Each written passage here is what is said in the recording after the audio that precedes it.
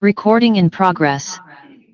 Good afternoon. Today is Tuesday, June 3rd, 2025. This is a regular meeting of the City of Marina City Council. We have our mayor on Zoom today, so our city attorney will need to ask a few questions. That's correct. Yes, thank you. So prior to the roll call, just like to make clear for the record, and it should be reflected in the minutes, that this city council meeting is conducted pursuant to Government Code Section 54953B, in that Mayor Bruce Delgado is participating from 1004 Saga Street, Glendora, California.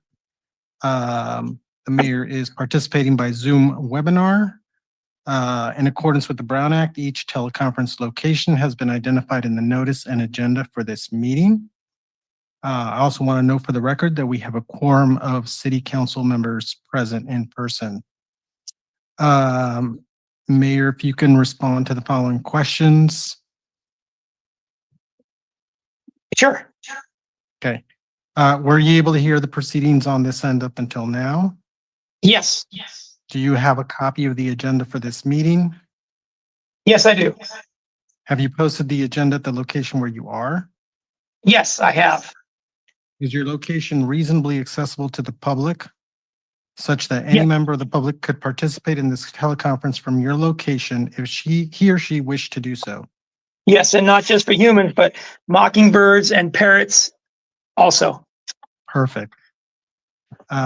Snakes, lizards. Is there any member of the public there with you? No, Perfect. That's all I have. thank you. Thank you. Anita, can we please get a roll call? Councilmember McAdams. Here. Councilmember McCarthy. Here. Councilmember Biala. Here. Mayor Pro Tem Vischer. Here. Mayor Delgado. Here. Thank you. City attorney, are there any changes to the closed session agenda? There are no changes to the closed session agenda. Thank you. We'll open public comments, seeing nobody in the room, and on Zoom, nobody on Zoom. We'll close public comments, and we'll go into closed session, and we'll reconvene here in this room at 6:30. Thank you. Recording stopped.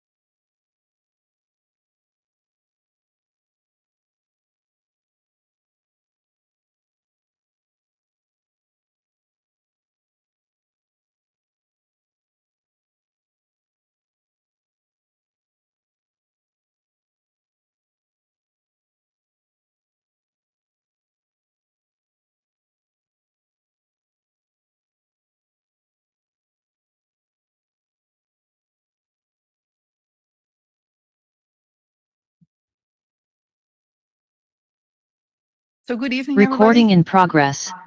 Good evening, everybody. Thank you for being here. We just came out of closed session and our attorney will report back. Yes, thank you. So council took no reportable action in closed session. I also just want to remind that this meeting is being undertaken pursuant to Government Code Section 54953B, and that includes teleconference participation by Mayor Bruce Delgado from the address noted on the agenda. Thank you. If you can, please stand up now for a moment of silence and the Pledge of Allegiance. And maybe our building official, Jessica, would like to lead us in that after a moment of silence.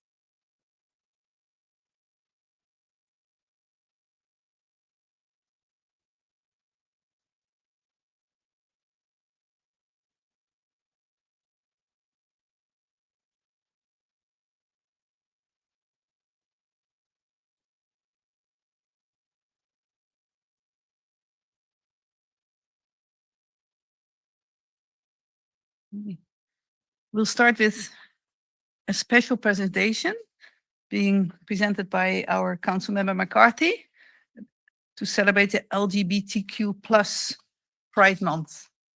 Thank you, Mayor Pro Tem. So yes, we raised the pride flag this Sunday. It was a fantastic event down at our main intersection.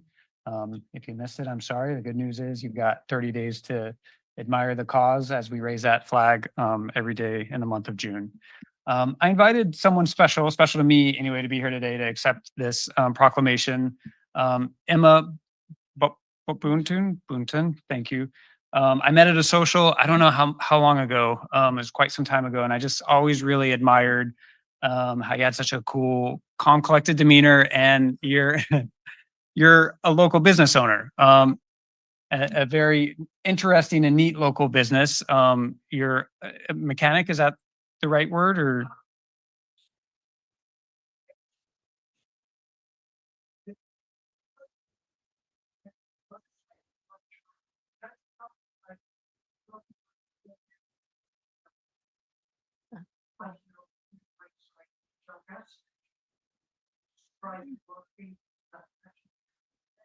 So,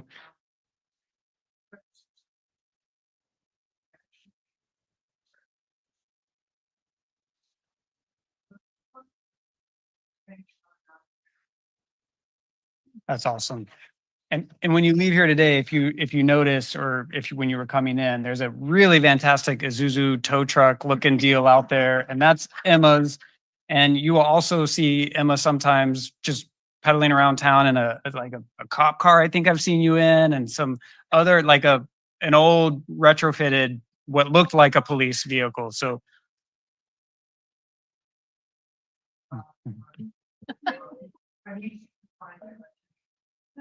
So what I'm going to do, Emma, is I'm going to come down and invite you up, and I'm going to read this proclamation, and then ask you if you have a few more words that you'd like to share with the city. Thank you. You come on up with me. Okay. So I'm going to read this proclamation, and I'm going to present it to you on behalf of the LGBT community in Marina, which you've been so gracious to accept. Whereas the city of Marina has a diverse lesbian, gay, bisexual, transgender, queer, and plus LGBTQ plus community, and is committed to celebrating and supporting visibility, dignity, and equity for all people in the community. Whereas many of the residents within the city of Marina that contribute to the enrichment of our city are part of the lesbian, gay, bisexual, and transgender community. And whereas the city of Marina has a long and proud history of inclusion and civil rights, whereas the city of Marina commends the bravery and courage of all those in the LGBTQ plus community that face adversity and various forms of violence, whereas the Supreme Court decision guaranteeing marriage equality in all 50 states was a historic victory for the community, our country still has far to go with respect to the equitable treatment of the LGBTQ plus community. Whereas continued opposition and oppression against LGBTQ plus peoples make it important for cities to stand up, show solidarity and support for our LGBTQ residents and the community at large, and cities across the United States recognize and celebrate June as LGBTQ plus Pride Month. June has become a symbolic month in which the community and allies together in various celebrations of pride. Now, therefore, the City Council of the City of Marina does hereby declare the month of June as Lesbian, Gay, Bisexual, Transgender, and Queer Pride Month, symbolizing the city's celebration of diversity and support for the lesbian, gay, bisexual, transgender, queer, and plus community, dated this 3rd day of June, 2025. So I want to present this to you and ask if you just have a couple words maybe to express what it means to you to live here in Marina, and anything you'd like to share. You don't have to, but if you'd like to, I'd like to invite you to do that. So, Mayor Pro Tem, council members, thank you. This means a great deal to me, probably far more than you may realize. Having a small business is stressful enough. 2025 has been quite challenging thus far. In addition to all the stress I've faced, that is normal when you own a small business. I've suffered enormous supply chain problems, wildly fluctuating prices. And on top of all that, the LGBT community appears to have been somewhat thrown under the bus on a national level. To live and work in a community that openly supports me and my peers is absolutely everything. And this is going to have a very, very positive effect on my state of well-being, and probably a very good and positive effect on my mood, which may last me for the remainder of the year. So thank you all for being so supportive of this community. I'm constantly reminded what a wonderful place Marina is. I've been here many years now, and by and large, we mostly get on, and we get on very well with one another. And Marina's growing, and it's growing exponentially. And I sincerely hope that as big as Marina is going to get, we keep that notion that we all get on. It's a wonderful place to live, and it's a wonderful place to work. And I thank you all, particularly you, Brian. Oh, thank you. And I'm hoping we can get a picture with the council. It'd be awesome. And for those that aren't standing, thank you. For those that aren't standing up here, I wish you could smell the car grease on Emma's hands like I can.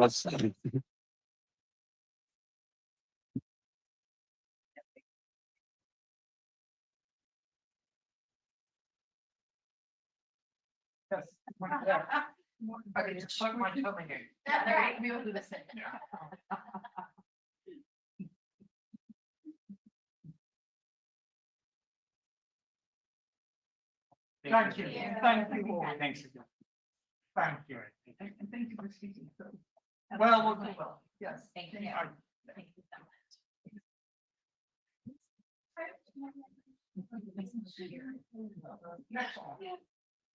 That's a good one.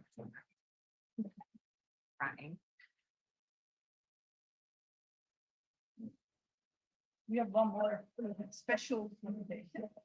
This one is about Indian Parkway, the Indian Parkway widening and roundabout project. And I think our consulting engineer, Edwin de los Santos, on Zoom. Want to add something? Sorry, I didn't do my microphone. Shall I repeat this? So our next special presentation is about the Indian Parkway widening and roundabout project. And our consulting engineer, Edwin de los Santos, is on Zoom. So please go ahead, Edwin. Thank you for being here. No, thank you for having. This will be a very brief presentation regarding the current status of the project. Hopefully give the public in general a good understanding of what traffic shifts they've seen and a lot of the operations they've seen, give some context to it.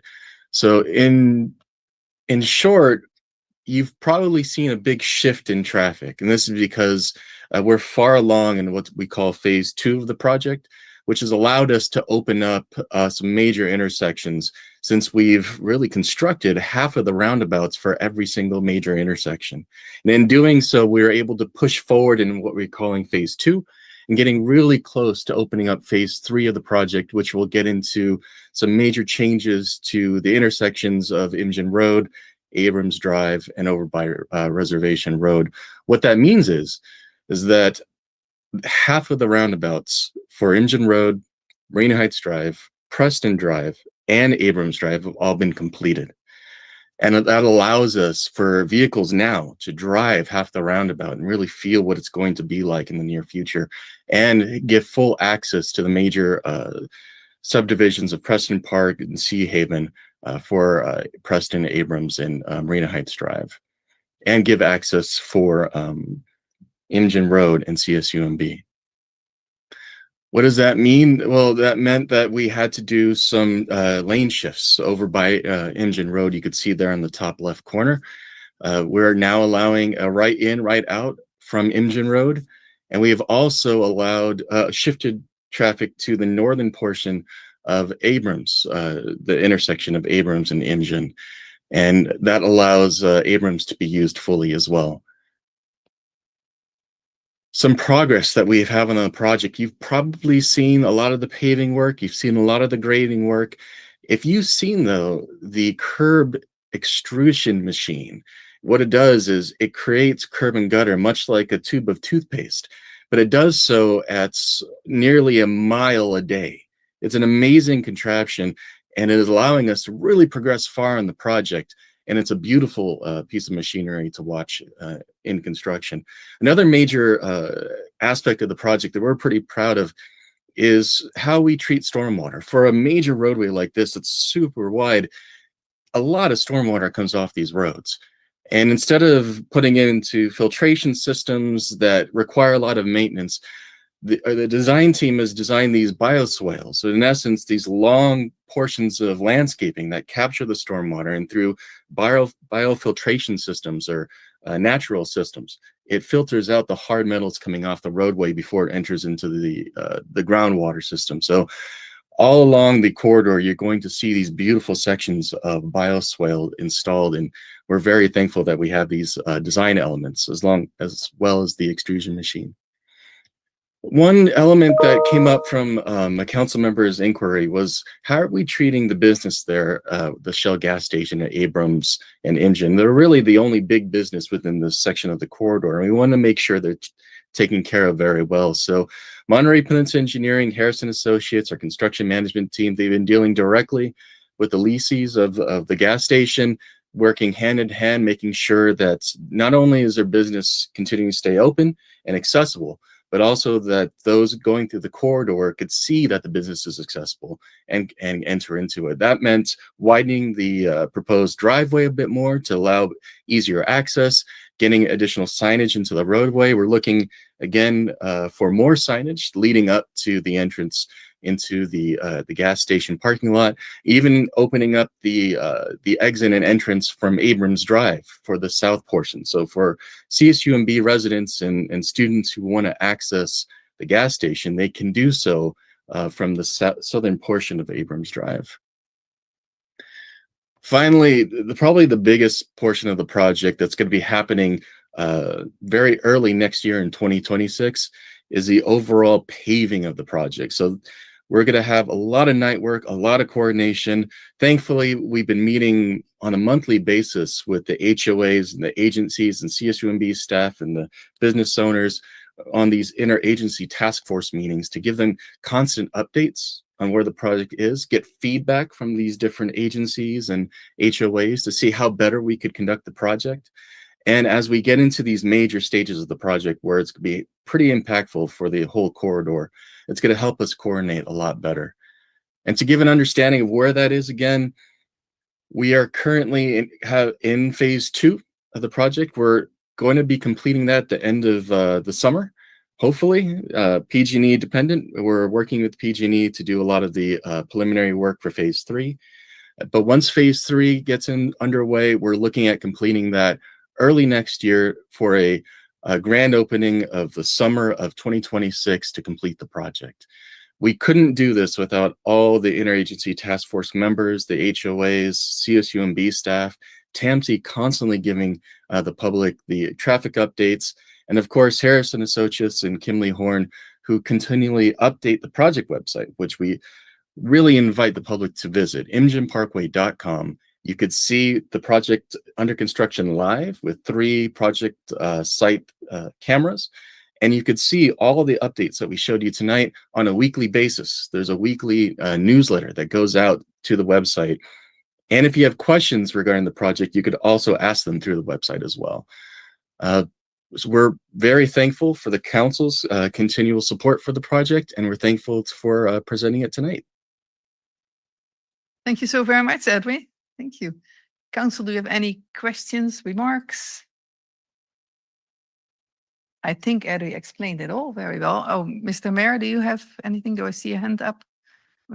No, I'm good. Thank you, Edri. Thank you, everyone. It's a great project, going well. I guess the one comment I would have is I sent some email to staff a few days ago. If the website that Edri refers to can be updated where it talks about phase 2 beginning early summer 2026 or 2025, instead of giving a date when it actually did start. Yes, we're actually going to be updating that portion of the website because this shift in the traffic and the shift in the phasing just happened. We're going to be updating the website, I believe, this Friday. So we'll have that update made, and we'll make sure to get the specific dates in as well. Thank you. Thank you both. And yeah, I would like to, and thank you for having mentioned the one and only business that we have on Indian Parkway, Edri. I would like to give a shout out to the Shell gas station. For those who don't know, I finally visited a couple of weeks ago for the first time. They have an awesome food mart. I can do this here. Yes, I can make an ad. So if you don't know, even if you don't need gas, if you have an electric car, you can still go there. And so they are accessible from both sides, both directions, on Indian and from Abrams on the south side. So please support our local businesses, and especially this one during this awesome project. And I will repeat the website one more time, indianparkway.com. You can sign up for weekly email updates. So thank you. Then we get to next item, council and staff announcements. Council, would you like to say? Councilmember McAdams. Thank you, Mayor Pro Tem. I serve on the Community Human Services Board of Directors, and they came out with their annual report for 2024. So there are some in the back of the room you're welcome to take, and they'll have it posted on their website. They offer a wide variety of services with regards to helping our homeless community, addiction, mental health. They really do so much for each city here in Monterey County. Also, some recent data was just released with regards to homeless students, children. And in the state of California, we are number 1, and that's not a good number 1 to be. So in Monterey County, we have the highest percentage of homeless students in the state of California, with 16% of our student population unhoused. Second is Santa Barbara County at 12.1%. And on the low end, the lowest was San Francisco County with 6.2%. And they have, their population is like 900,000. So the average classroom size in Monterey County is 31 students. And so that really means in each classroom, we have about 5 homeless students per class. And that's just, I don't even know. I'm still like processing that. I can't even wrap my head around it. And the data before, it was lower. So we're increasing. And so I want to share that with the community. I want to share that with the council.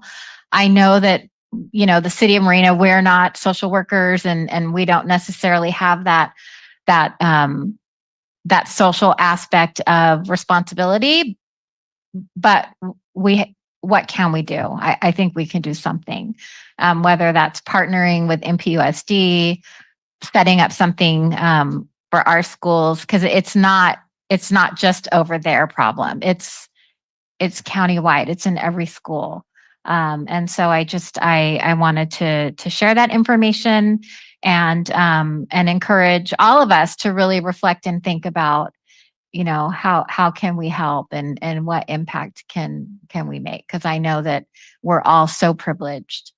And my children have never been hungry and they've never been cold, and I've never had to live in my car. And so for me, I'm so grateful for that. So thank you. Thank you for making us aware, or in case we were not already, but being happy about 6% home is, it's even that is, if that's our best percentage. So anyway, but maybe I'll let the mayor go first now, because he might have something to say that relates to this, Mr. Mayor. Yeah, following up on what Councilmember McAdams just said, I think there is a whole lot that our community and our city can do that we haven't done prior to now to be more involved with our schools. There's probably would not be a surprise if we were to find that there was some overlap between those children who are homeless students and those children who are chronically absent, which is 18 days or more per year, who are falling behind, every year that they're in that situation.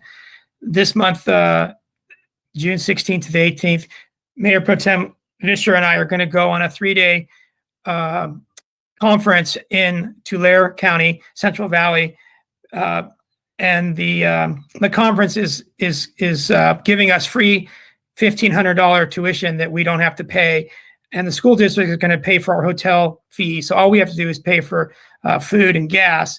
But it's a compassionate systems training. In our case, and the MPUSD is doing its best to apply this to their campuses.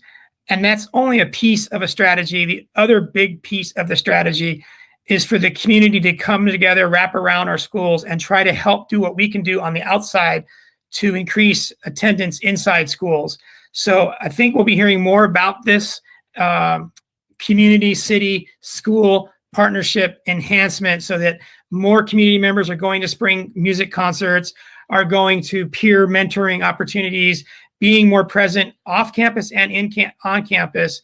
There's just a lot we can do, and this conference is to help strategize a systemic approach or a systematic approach to it. The other thing I want to mention is that volunteers have been doing a great job lately, picking up trash, heavy accumulations of garbage wherever we find them around town. And we have 2 more cleanups coming up this month, June 8th at 10 a.m. That's a Sunday. We'll meet at the corner of Del Monte Boulevard and Lapis Road. Pizza served at 12:15 p.m. And there we will be cleaning up Del Monte Boulevard and Lapis Road. On the 29th of this month, we'll be cleaning up abandoned camping areas near the old Bridge Club on Fort Ord on city property, what some of us might think of as Cypress Knolls, west of the Veterans Transition Center housing, the new Light Fighter housing complex. Also, on June 12th, there's a very important water meeting at the California Public Utilities Commission, CPUC, in Sacramento. It is to decide on the long-awaited update to the Monterey Peninsula's demand numbers for water, how much water they need, and supply numbers, how much water is available. And it's basically related to the CalAm desal project. And the CPUC has a website. You can go to CPUC and go to their web tab, which is events and meetings, and find out all the details about how anybody can participate in this meeting, give public comment prior to or during the meeting. And that's a very important milestone for us. It could go bad for us. It could go well for us. But Landwatch Monterey County has sent a letter in today as they're following the instructions to be involved, and other people can as well. I wanted to give Brian and Jenny, Councilmember McCarthy and Councilmember McAdams, a shout out for their organization and execution of the Pride celebration. It was well attended again. I think it's the 4th annual that Brian said, and they've all gone really well. They're getting better. Also, I wanted to excite people about July 4th. Know that we're having the first ever city-sponsored July 4th festival with 2 very good music bands, food trucks, a lot of area at the Marina Airport tarmac for people to spread out, bring their safe and sane fireworks, but plan on your July 4th to be at our festival this year. And lastly, a big shout out to Interim Inc., who for 50 years have provided affordable housing in Monterey County, throughout the county, to formerly homeless people, and also help and healing regarding health issues such as mental instability and substance addiction, substance abuse. Oftentimes those are concurrent in a person's life. And Interim Inc. for 50 years has been reaching out and giving wraparound services, including housing, to these individuals that need help the most. Thank you very much, Mayor Pro Tem. Thank you very much. Councilmember McCarthy. Thank you, Mayor Pro Tem. At risk of sounding like a broken record, I just wanted to mention also at the ceremony this weekend, there was another council member there that was kind of in awe how the community and all 5 council members showed up to that event. And so I just wanted to take the time to thank each one of you on the dais for showing up. It just continues to be another example of how we set the standard of a very supportive way that local government can work, and other jurisdictions are knowing, and quite frankly, they're aspiring to be like that. And so thank you for that. Wanted to share that there are League of California City meetings next week that I'll be attending remotely via Zoom. It's remote for everybody, but that is going on. There's nothing major in terms of policy legislation. There is the League did put out an SB 79 alert. You might have seen it in your email. I think that was on the Senate floor this week, actually, and it looks like it's moving along. So we'll see where that goes, but we've already written, I believe, our letter in opposition to that. The last thing I want to mention is AMP Media, which is the organization. It's a nonprofit that broadcasts this very meeting. I'm the representative for Marina on that board. The organization for the last year has really been struggling kind of how to really take community media to the next step in this area, and then how that kind of changes and evolves over time. And then just recently, quite a few board members have resigned. And so I'd like to put a call out to anyone who has an interest in community media. There are kind of these member at large seats that are open now, and would really encourage the community to put the word out that if you have an interest, please either contact me directly, or you can contact the executive director at AMP Media. Their mission, again, is to empower local voices, foster creativity, and promote meaningful connections. It's a really cool organization. They broadcast the football games here in town, the soccer games out at CSUMB, and do a number of other really neat things in addition to broadcasting these local government meetings. So please, if you're even remotely interested, get in touch with me. The organization needs board members. Thank you, Mayor Pro Tem. Thank you. And thank you, AMP. Councilmember Biala. Thank you, Madam Chair. I just wanted to follow what Council Member McAdams was talking about, and I don't have an announcement per se, but I just wanted to, I'm really concerned to hear about the information that she's given tonight. And because it's our schools, I really would like to have some kind of representatives from our schools that tell us about this problem of childhood homelessness. I want to hear what is happening with those children now, and what kinds of things does the school do to help them? Because I know they're trying, but rather than to start something new, I want to hear everything that they're possibly trying to do, and if there's something that we can help and contribute to it. So I hope that and I don't know how to do it from the dais and where we get the next step, but I just really want to get some information about it and really try to help if we can. So how do we do that from this point? I can reach out to the school district PK and get more information. I know that Andrea regularly talks with them, and so we'll reach out in our contacts and our staff end. Okay, great. I'd really like to hear much more details about this. Thank you very much. Thank you. And I'm looking forward to that workshop that the mayor and I will be attending this month. Yes, so thank you again, Councilmember McAdams. I had one announcement. The FORTAC Trail, the Fort Worth Regional Trail and Green Bay.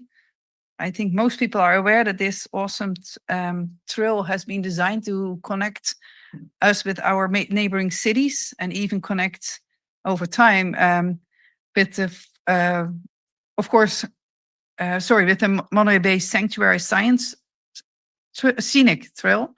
In our area, Monterey County, that's already pretty much established at the coast, and we need to go through Moss Landing to connect with the area up to Santa Cruz. But people have worked on this for probably decades, and it's so good to see things happening now in our city, because there will be a meeting, a community meeting on Wednesday, June 18 at the Marina Equestrian Center from 4 to 6 p.m.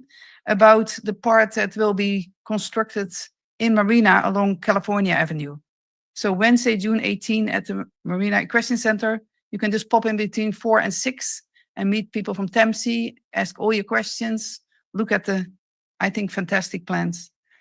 And staff, do you have any announcement? Would anybody like to make an announcement? Oh, I almost forget our city manager, Lane Long. Our regularly scheduled council meeting for next week, or June 17th, has been canceled. We don't have a quorum in person, and so that has been rescheduled to June 24th, following Tuesday, and that'll be a special meeting on June 24th. Thank you for that. No other staff announcements? Okay, then we're going to the public comments. Anybody in the room who would like to speak, you have up to 3 minutes.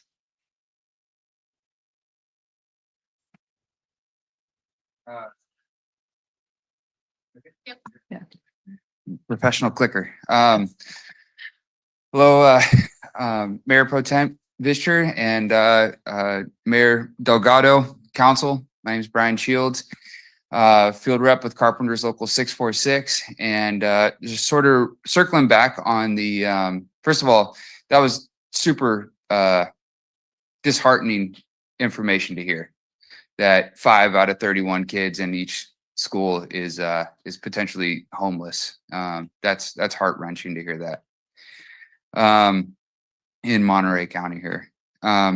So I wanted to circle back around about the aquatic center and the progress of that, and the addition of language on that development. The language would be in line with what was accepted in the general plan for encourage hiring local labor, hiring from or contributing to apprenticeship programs, increasing resources for labor compliance, and providing living wages. It would be right in line with all of that. In that same vein, in order to sort of prove the point that it wouldn't limit the bidding pool on it, we had Tomlinson, Isonio, SSB, and Dilbeck write into the city an email expressing their interest in it. Each one of those contractors they're great general contractors, and they'd be able to fulfill the language put on the aquatic center itself, as well as the encouragement language in the general plan for the city. So I just wanted to iterate that point and take a moment. So thank you. Thank you very much for being here, Mr. Fields. Yes. Anybody else in the room who would like to speak? This is about items not on the agenda or on the consent agenda. Let's see. And people on Zoom, if you can please already raise your Zoom hand if you would like to give public comments. So welcome. Great. Thank you. Good evening. I'm Paige Viren. I am the Executive Director for the Sustainable Hospitality and Tourism Management Program at Cal State Monterey Bay. I'm speaking here today on behalf of the students, many of whom are first-generation college students, and they're preparing for careers in Monterey County's $3 billion hospitality and tourism industry. The sector employs more than 27,000 residents and plays a vital role in our local economy. Our program equips students with skills to become responsible business leaders and innovators in this dynamic field, many of whom live and work in Marina, of course, our university here. Their future success depends on a strong and resilient tourism economy, which requires consistent and strategic investment in destination marketing. Marketing is really what drives visitor spending, job creation, and tax revenues, all of which help fund essential services and support our communities. C Monterey, which is the destination marketing organization for our county, plays a really critical role in ensuring that our local tourism economy remains strong and competitive, especially in the face of national challenges. As Emma pointed out, some of those things are having an impact on her business as well. Many of Monterey County's tourism businesses are small, family-owned, and minority-owned. And as I'm sure Emma can attest, she doesn't have a large marketing budget. Tourism businesses really depend on See Monterey to attract visitors, and without that support, we really reduce opportunities for businesses, owners, employees, and students, more important to me, to join the workforce. So beyond promotion, really See Monterey has been collaborative in supporting and a supportive partner of our university, and we strongly encourage the city of Marina to maintain and grow its relationship with See Monterey. It benefits not only our tourism industry, but our students, workforce, and local future. So thank you for your time and your commitment to supporting this vital industry. Thank you very much for speaking, Paige. Seeing nobody in the room anymore. Is anybody on Zoom? Would anybody on Zoom like to give public comments? Seeing none, I will close public comments. Did we hear any questions that need to be answered right away? No, I think I didn't write anything down. Okay. That will take us to item 10, the consent agenda. Council members, is there anything that you would like to, that you have quick questions about, or is something you would like to pull? Councilmember Biala? Yes, I'd like to pull 10F6. And I just have a quick question about 10J1, the Community Human Resources Board Meeting highlights. I'm just curious, why is this in our consent agenda, or why, I'm sorry, wrong. Is that in our, oh, that's under reports, never mind. I just wanted to know why is it in our packet? That's why I couldn't find the one you mentioned. Okay, so sorry. Okay, so I do want to pull that one. So we will pull 10F6. 10F6, and that will be placed at the end of the agenda. Yes. Great, And thank I you. see that Mr. Mayor Delgado has his hand up. Mr. Delgado? Our mayor? Yeah, I'd like to make a brief comment on 10F4, the street sweeper. Please go ahead. Yes. Where if we approve this tonight, we will be purchasing a city street sweeper. And in the PowerPoint that our Public Works Director provided in the consent agenda, it talks about a new street sweeping program where the city is divided up into, I think, 8 different street sweeping routes. And I had provided some questions to staff ahead of city council meeting. And there was one question I thought would be worthwhile telling everybody. And the question was, would we ever go to a policy where we signed our streets so people would not park in the way of the street sweeper the morning of when their street was scheduled? And basically the Public Works Director, in my words, summarizing, said it would be a nightmare, that these street sweepers are really intended to prevent accumulations of trash, not to clean, spick and span every square foot of every curbside. And so to avoid the downside of inconveniencing everyone to a great degree, including staff trying to enforce no parking on street sweep day, that is not likely to happen. I mean, it's not recommended by staff. So I just wanted to mention that because others often think about that. And I think that kind of puts it to bed for now. Thank you. Thank you very much. Councilmember McCarthy? If I wasn't going to add this on, but I will just real quickly, just because it's not mentioned in this report. To me, the reason I support this and the number one reason to have a street sweeper is that it improves groundwater or stormwater runoff program, right? And cleaning up some of these contaminants out of the gutter that people leave behind is really important for the city. So I didn't see that specifically mentioned in the reference. So I just wanted to add that. And hopefully staff agrees that that's a really important goal of a street sweeping program. So. It actually is one of our mandates to do that. Great, thank you. I know that I'm not the only one who's really looking forward to this new street sweeper that I think should also do the dishes for that amount of money. But Okay, so I would like to make the motion to approve the consent agenda minus 10F6. I second. Okay, Anita, can we please get a roll call?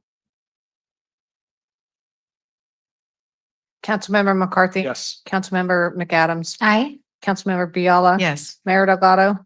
Yes. Mayor Pro Tem Fisher. Yes. That motion passes unanimously. Thank you.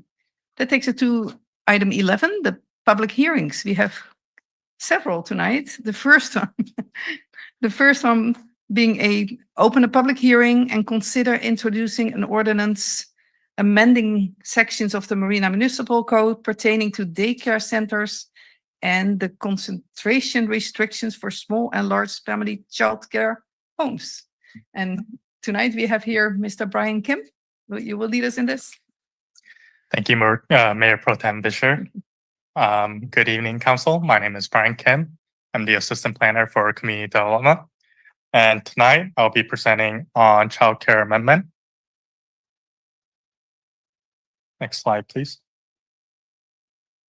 Oh, perfect.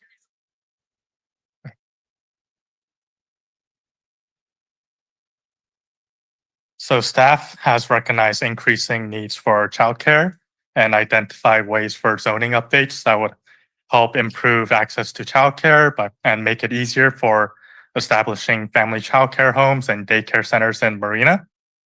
Currently, there is a concentration limit for large and small family childcare home that prevents the establishment of new large or small family childcare home within a 300-foot radius of existing childcare homes. And the proposed ordinance amendment was heard by the Planning Commission on April 10th, 2025, and Planning Commission recommended approval as it is going to be presented. So looking at the definitions, there's three types of small family, large family, and daycare center. And small family is categorized by the city ordinance as 4 to 8 or up to 8 under California law.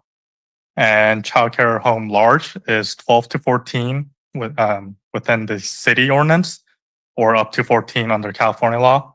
And daycare center is 15 or more. And all three of these will require state licensing under California law.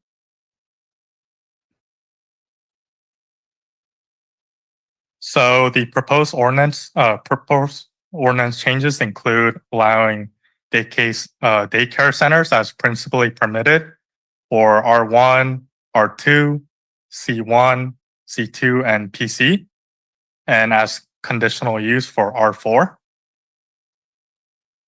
So here's a chart of before and after, as highlighted in yellow.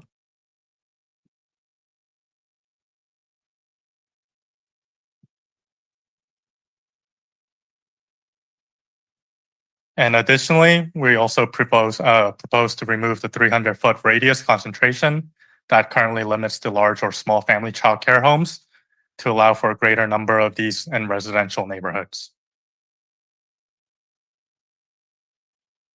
And here's the recommended motion, and that concludes my presentation. Thank you very much. Let's first go to the public. Does the public have any questions about this? Would you like to give any comments in the room or on Zoom? Seeing none, we'll close the public comments. Council, let's see, let's start with Councilmember McCarthy. Thank you, Mayor Pro Tem. Just brief question really for my own edification. So what's the under 4? So if I am watching 3 of my neighbor's kids, is obviously it doesn't sound like any of these rules apply to that. What is there a process for getting a license, or a license is not required in that case, or? Can you clarify? Yeah, so I noticed that your chart talked about 4 to 8 and then 8 and above and then 12 and above, but it didn't talk about under 4. So in those cases, I'm just a little confused if. Are you saying like if there's less than 4, then Right. what would it categorize? Right. So it sounds like a license might not be required in that The case. 4 to 8 is currently within our own city ordinance, but California law has it up to 8. So anything below would be categorized under small family. Okay. Okay, good enough. Thank you so much. Councilmember McAdams? Thank you, Mayor Pro Tem. And thank you so much for bringing this and for your presentation. Childcare is a critical need in our region to support our workforce and parents who are going back to school and or attending school. So it's easy for me to get on board and support anything that the city can do to make it easier to accommodate safe, quality, and potentially affordable childcare in our city. So thank you so much. Thank you. Councilmember Biala? First, so was this something, is it one of those things that that we have to just revise our ordinance to comply with a change? I think I missed your early thing. So are we doing that because we need to update our policies, or did We did that in 2022. We changed small family and large family to permitted in all residentials and in the CR to comply with state law. But for this time around, we're doing it to make it easier and try to improve access within Marina. Wow, that is fantastic. So that originated from the planning department, from our planning department? There was a Or request public- from the council to look at it. Okay, great. No, that's wonderful. That I love to hear that we're ahead of the game, really, and we're thinking strategically about what our constituents are struggling with. So with that in mind, I wanted to ask right now, for our population of 23,000 or so, are we short? Are we less than other communities with home care? And I'm assuming that we are, because I see so few in our, and maybe since I don't have young children anymore, I'm not aware of them, but I see so few. Is that a real problem for us?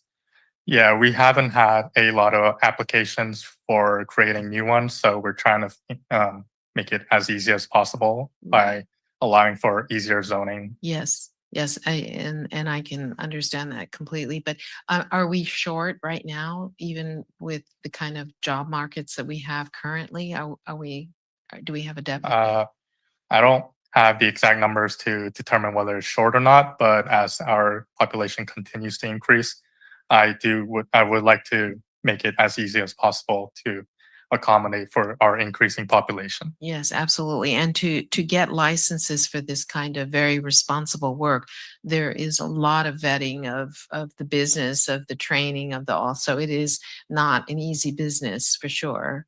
And I know one of the childcare places was in the news for some violations or something. So it just puts a stigma on all these small businesses that are doing a very big societal benefit. So, but thank you for that.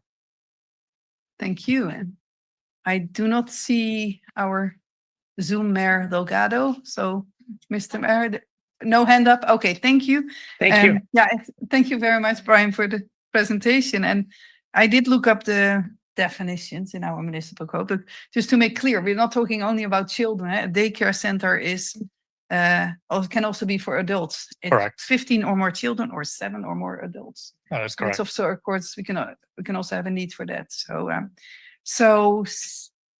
Councilmember Yeah, I'm just going to revisit my comment just after hearing my colleagues on the council talk about how important it is. And doesn't need to be part of this motion, but maybe staff can look at our existing code and find ways to make it clear that if you are taking in less than 4 people, that is okay, right?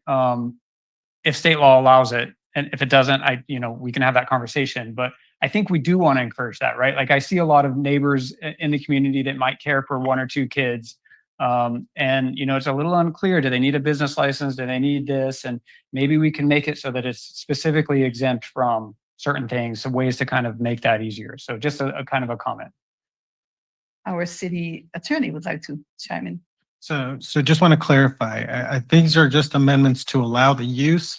There's separate state licensing requirements, and I'm not sure what those are and whether those definitions track what is in our zoning code, but this is to allow those so that there isn't an additional hurdle at the local level to have these types of uses. So all you would need to do is whatever you need to do at the state level to get your license to care for children or adults.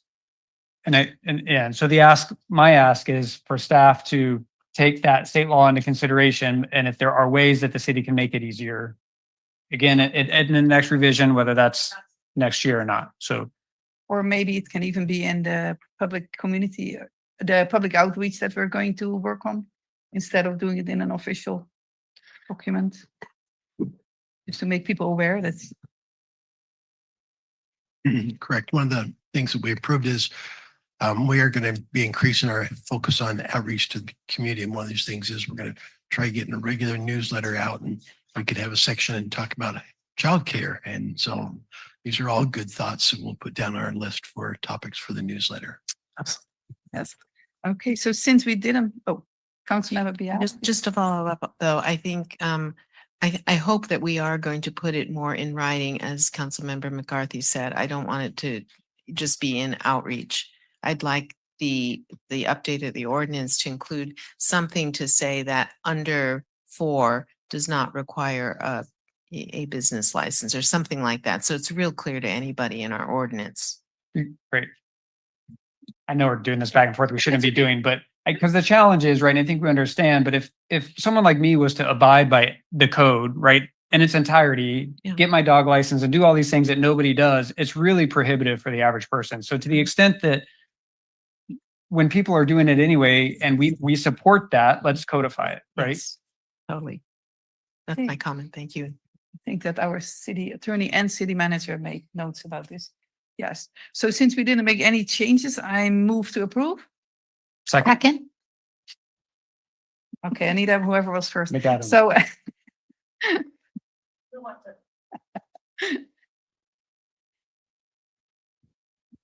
Councilmember McCarthy, Yes. Councilmember Vischer. I'm sorry about that. Yes. Councilmember McAdams, Aye. Councilmember Biala, Yes. Mayor Delgado. Yes. That motion passes unanimously. Thank you all. And thank you again for the presentation, Brian. Thank you. Takes us to the next public hearing about amending the zoning code to implement program 3.3 of the housing element. And we have our community development director, Guido Persicone, here. Sure. My power. Yeah. Before I start, that was Brian's first presentation to council. He's only been with us 6 months, so I just wanted to acknowledge him. So, thank you. So this is really just a straightforward item, continuing to implement the housing element. Next slide, please.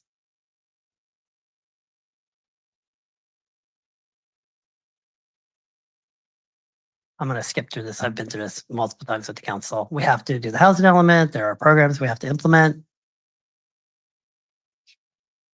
This is how you do it if it's not your first presentation. So this is the specific language in the housing element.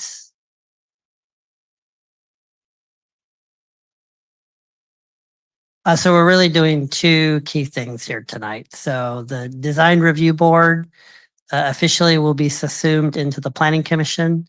This is part of the kind of spirit and theme of the 61 housing bills that have been adopted the last 4 or 5 years by the state to streamline development, to reduce the number of public hearings. So that's the first part. The packet's relatively extensive on that part because there are actually over 70 references to the design review board in our code. So that's why it's so, but it's a very simple ask. We're just basically doing what the planning commission has been doing already since 2020. And I would also point out that this council adopted objective zoning standards, which further restricts the city's ability to deny housing projects under the Housing Accountability Act. So that's the first major ask. The second ask is, as part of this, to further streamline review of projects, is we actually don't have in the zoning code very clear thresholds for what items go to public hearing and the items that are done at a staff level. So that's being added to further streamline and to give applicants clear certainty about where exactly things stop along the way.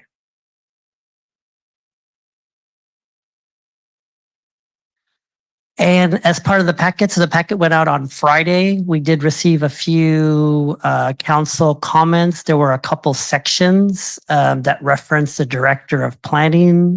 Those should reference the community development director. And as part of our discussion, when the council updated the appeal ordinance, we're just making it abundantly clear that when referring to days, we're referring to calendar days. So we're just making that clear reference. And so this is the recommended motion to open a public hearing, conduct the first reading, make additional edits to the Muni Code as identified in this presentation, and find that the action is exempt from CEQA. So I can now take questions from the council. Thank you. And let's first open the public comments. Anyone in the room or on Zoom who would like to give comments or ask questions? Seeing none, we close public comments. So council, do you have any questions, comments?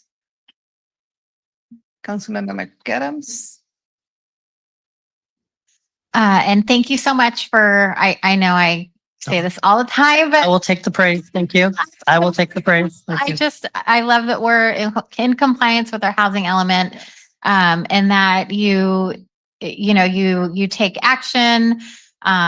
You really recognize in our code where we need to be where improvements can take place. So thank you so much for that. Thank you.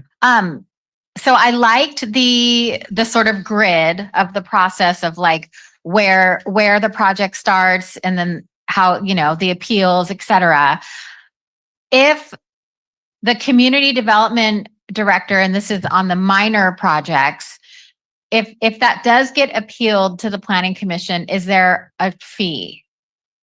There is a fee. I don't have it off the top of my head, but I'd have to look in the fee schedule. Okay, but if that minor project started at the planning commission, is there a fee?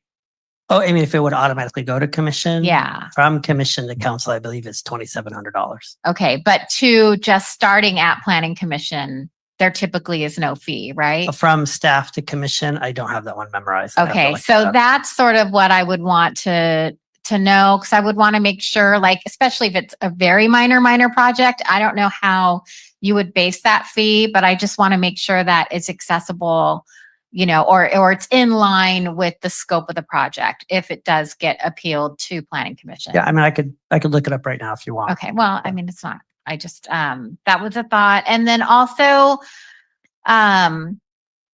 in 17.56.03, when it talks about the community development director shall have the authority to refer to the planning commission review if doing so is in public interest or having broad effect on the community.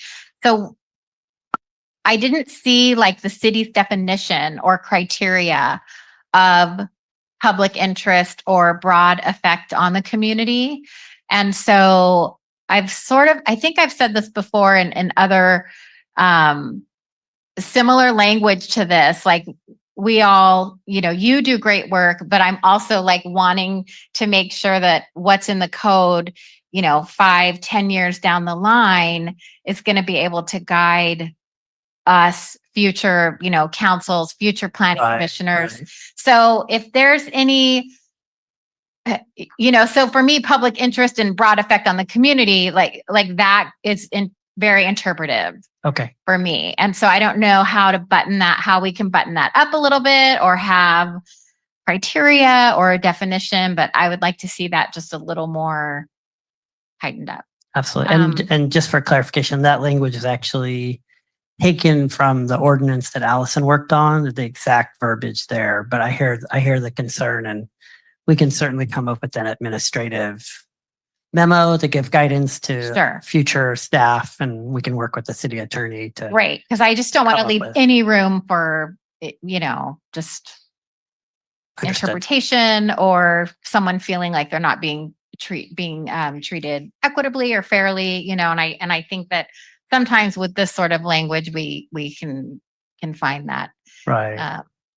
And that's it. I mean, besides that, this is great. Thank you so much. Again, thank you for having the insight and being really proactive in bringing this cleanup to us. So I know it's not an easy task. No, thank And there's you. a lot of cleanup needed thank in our code. Thank you. So. Thank you both. So city manager, did you? Yes, get that now. Okay. So Councilmember Biala.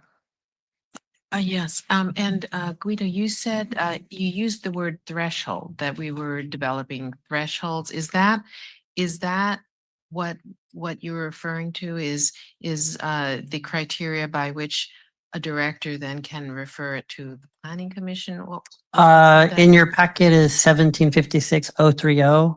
That's the clear thresholds for which items require Okay, a public hearing. Where is it now? It's in 1756-030. There's a table. 1756. Oh, so this is the table. Right. Oh, So we okay. currently don't have that. We've been using an administrative memo that I've used the last 3.5 years, but we haven't actually codified that. Okay, but within this, the decisions by which to recommend or decide or appeal, that kind of stuff, is really what Council Member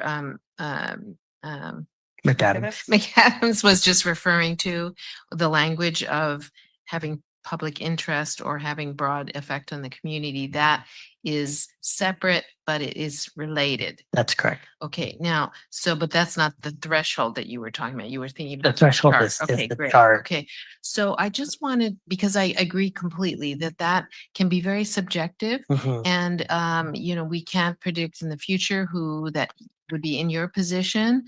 So we have to make it more clear. But I'm just thinking aloud, and I'd like to hear from you, what would be that kind of decision where you would say, oh, this doesn't need to go, or this does need to go to the commission? And just broadly, and I'd like to get some concurrence with you. My thought is the amount of money that is involved in the project. It's not a small project, it's a big project. Whether it's controversial, I don't even know what I would say is controversial. You probably would have better ideas on that. But things like that, do you, off the top of your head, if we were saying to you, how would you codify those kinds of criteria to bump it up to the next level?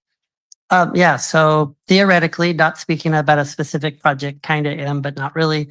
If there was a commercial development coming before the city and there were trees that were going to be removed as part of a grading permit, a grading permit normally doesn't go to planning commission. But if there were a series of trees that could be removed, Okay, so trees, yeah. that would be something I would want to kick up. The difficulty here is when you start getting specific like that, then you start boxing yourself in sometimes. And so it's trying to keep that balance to where he can use, or the planning director can use their discretion without boxing them in too much. Right. And I think our concerns is the opposite, that we give too much leeway, and then we may have things that should have come and for public review not. So I think there's that balance, but we're starting off with something so broad that that person, if they chose hardly at all to have things come to before the commission, could do so based on the language here. So I would politely push back and say it actually, there have been several projects in my career that I've been pressured to approve at a staff level, and not here, but in other agencies. And luckily that provision was in another agency. And so I was in a position of authority to say, no, actually, I think this requires more community input, more transparency. And every time I've done that, I've been proven correct. I had one item in another agency where I was pressured to approve it at a staff level. I had a community meeting. I had over 50 people come. And then I ended up bringing that item to planning commission. And my political instincts proved to be right, because if I had approved that at my level in another agency, that would have not gone well. So I feel it actually helps us, gives staff the ability to use their professional judgment. And I hear the concern about but trying to further define it, but I to Lane's see. point, you Yeah. kind of want to have it be broad enough that you Yes. can use your professional judgment to Yes. get that input from the community. So Yes. That helps me understand this a whole lot in a different perspective. So other places would not have that last language in it. It might just say at the discretion of the planning director, for example. And so that would be what our concern is. Right. But having this one sentence in here actually gives it more, more emphasis if you so choose to bump it up and you're being challenged. right. So that changes things for me. So thank you. Okay. I'm better with that. Thank you.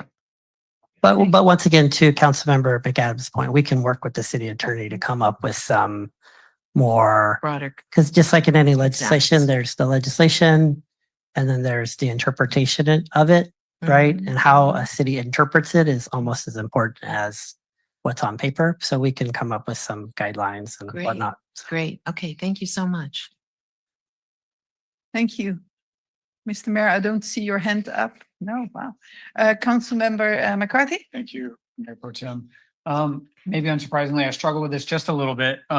So I guess just to be clear, I know we use the word subsume, but effectively we're disbanding the DRB and passing this, right? Yes, I was trying to be polite. So always try to be polite. It will no longer exist. And so the reason I struggle with it is not using kind of design review was supposed to be kind of this incentive to build more housing, right? And it frankly took me a little while to get on board with that concept. I've actually come a long way and I appreciate the theory. But I do kind of wonder how disbanding the DRB makes it less of an incentive when it's kind of an across the board thing in some ways for everybody, right? I do worry that we don't have a lot of design expertise on our planning commission, which will now be kind of play some of those DRB roles. And I think that if we move forward with this, we're going to have to really consider that very carefully as we select planning commissioners.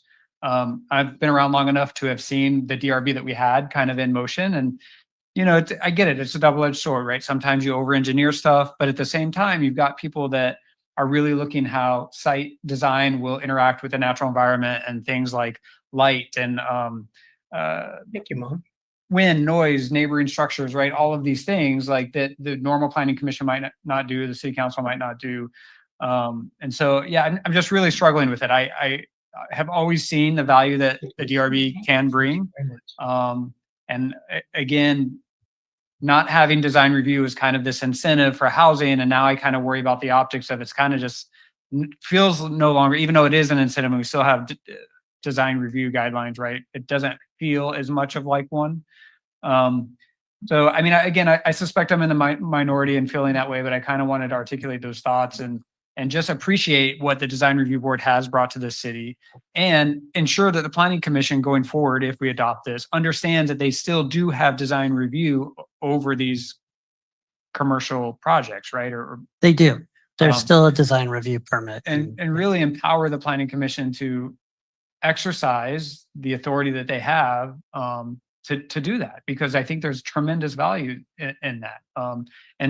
And staff, right, aren't necessarily designers, right? I don't think, although I don't know, maybe staff does have expertise in site design or building design, but just really soliciting as much feedback from the community as possible to make these projects everything that they could be for the city of Marina. So those are kind of my concerns. I haven't dove too deep in this, to be honest with you. I know it's an ordinance. It's going to come back, you know, at the next meeting too, but yeah, that's where I'm at. Thank you for bringing this to us. Thank you. Thank you. Yeah, and I'm maybe the odd one out because I'm not so concerned. If I see the table, which is very clear to me, it's basically the smaller projects that bypass the planning commission. And you can still decide that the director can still decide to, even if it's small, to bump it up. Right. So, Councilmember Biala? Yeah, and I was on the design review board for a while, several years, I think, at one time. And I will say that design, as much as we all have opinions about a design, I almost see it as art. You know, somebody can look at something and they hate it or they love it, and it goes all over the board. And what I found is that there was designing by a second body rather than the developer. So I'm glad we have objective design standards. I'm glad we have the downtown vitalization specific plan.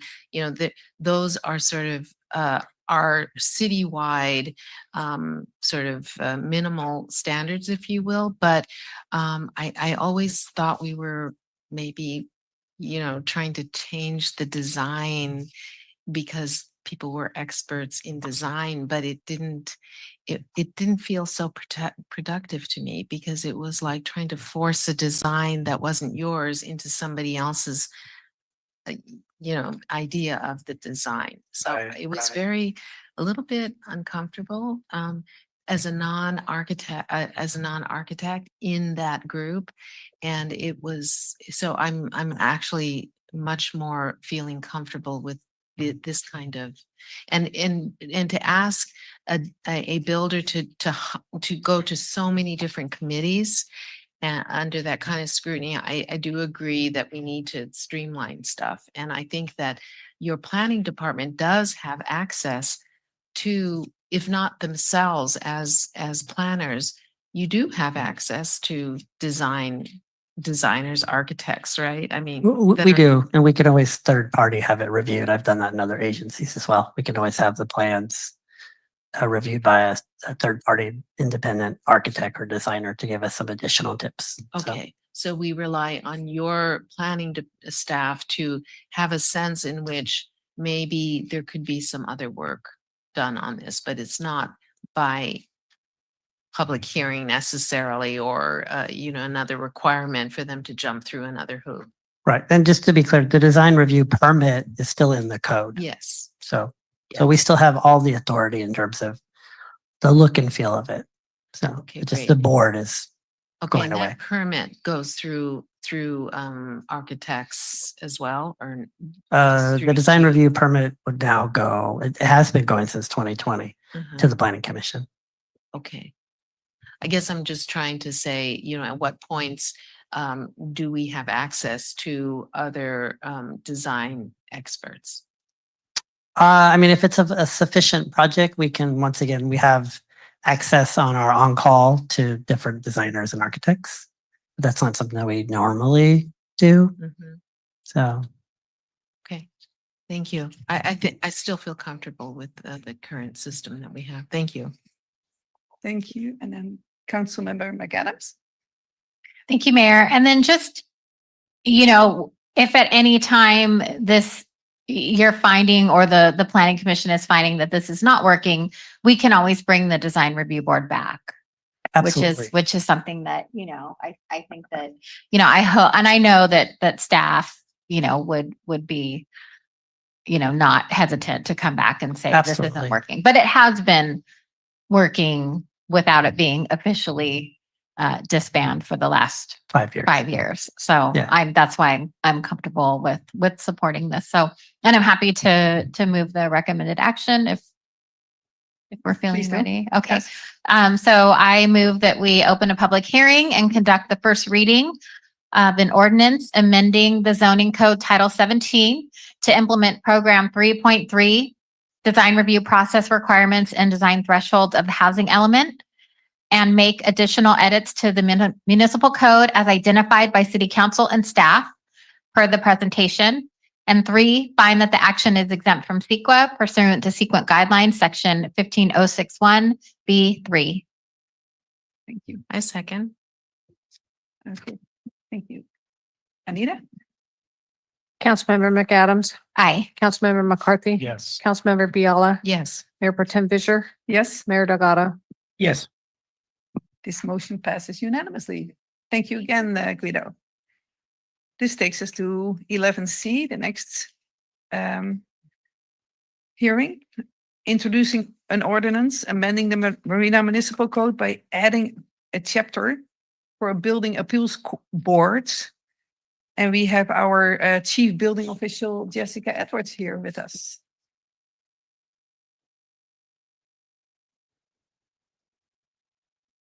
There we go. I think that's the last slide. Perfect. Okay, so we are introducing an amendment to our municipal code to add a building appeals board.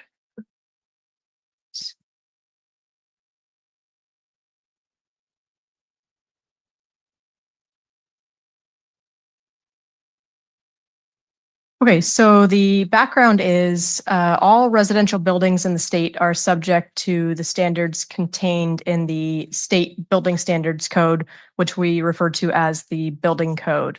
The building code is developed by the California Building Standards Commission and adopted by individual cities.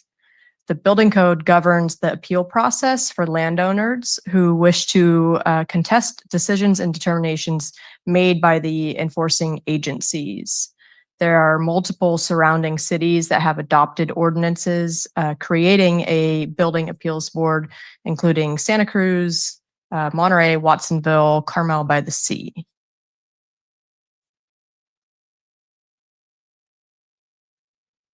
So this is the section of our current adopted 2022 California Building Code. The code section is specifically for the appeals board.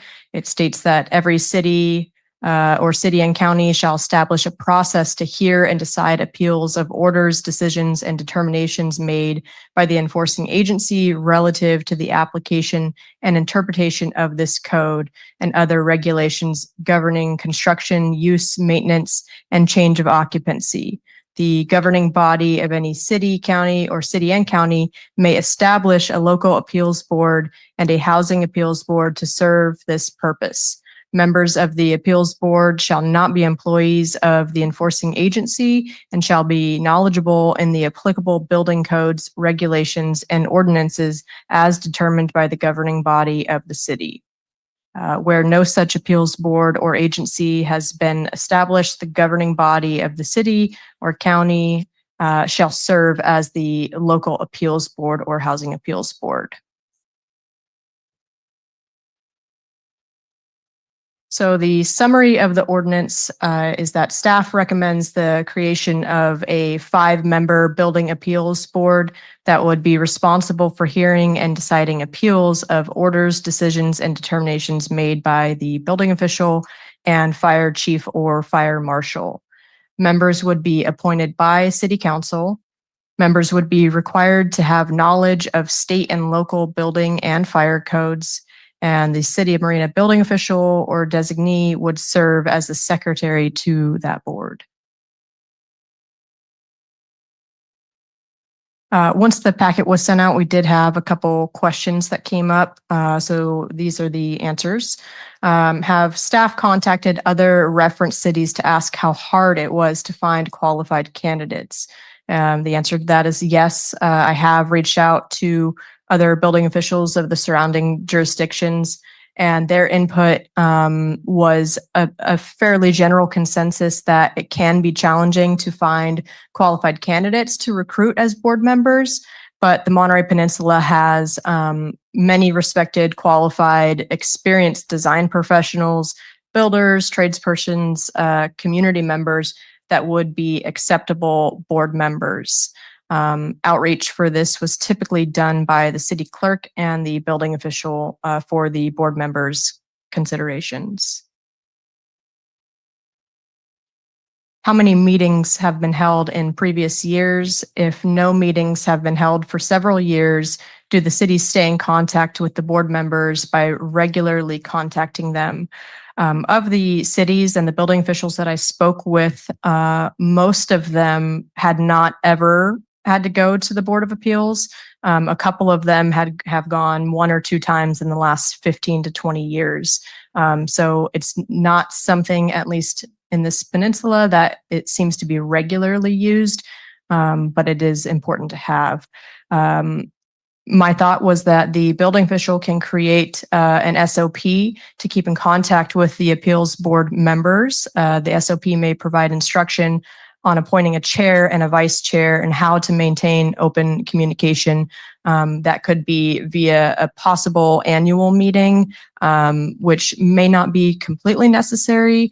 Could be a semi-annual email that would serve as an update to keep in contact with the board members, keep them engaged, but without wasting any time by having a meeting when it's not quite necessary. After the packet was sent out, we did have a couple minor edits. These are those edits. Most of them were spelling, grammatical errors, clarifications on days that should be calendar days, and a couple revisions to just add some more clarity to the language.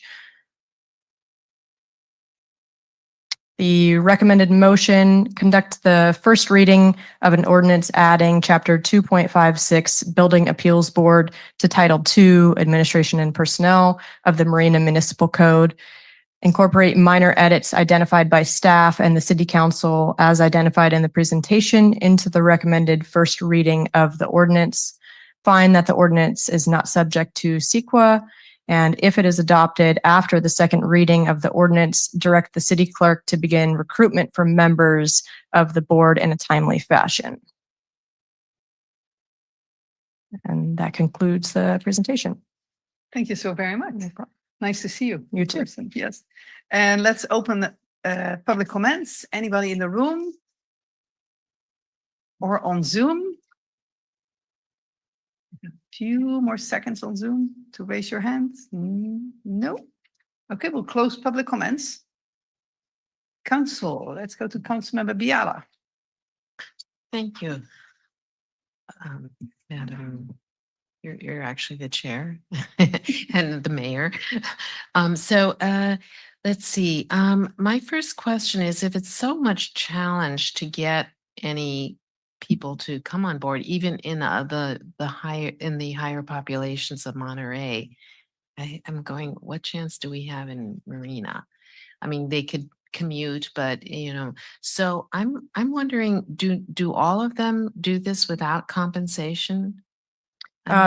Most of them do it without compensation. Yes. In my experience in working in Marina, quite honestly, I do feel like there is a good population of retired contractors and architects that are pretty heavily involved in the community that may be interested, especially because there isn't a lot of demand, and because it doesn't happen very often, it may not require too much from them. You may get called occasionally to sit on this board and hear the item being brought up, but I think that it's also necessary to have personnel on the board that have a somewhat better understanding than anybody else may have regarding building code requirements, construction requirements.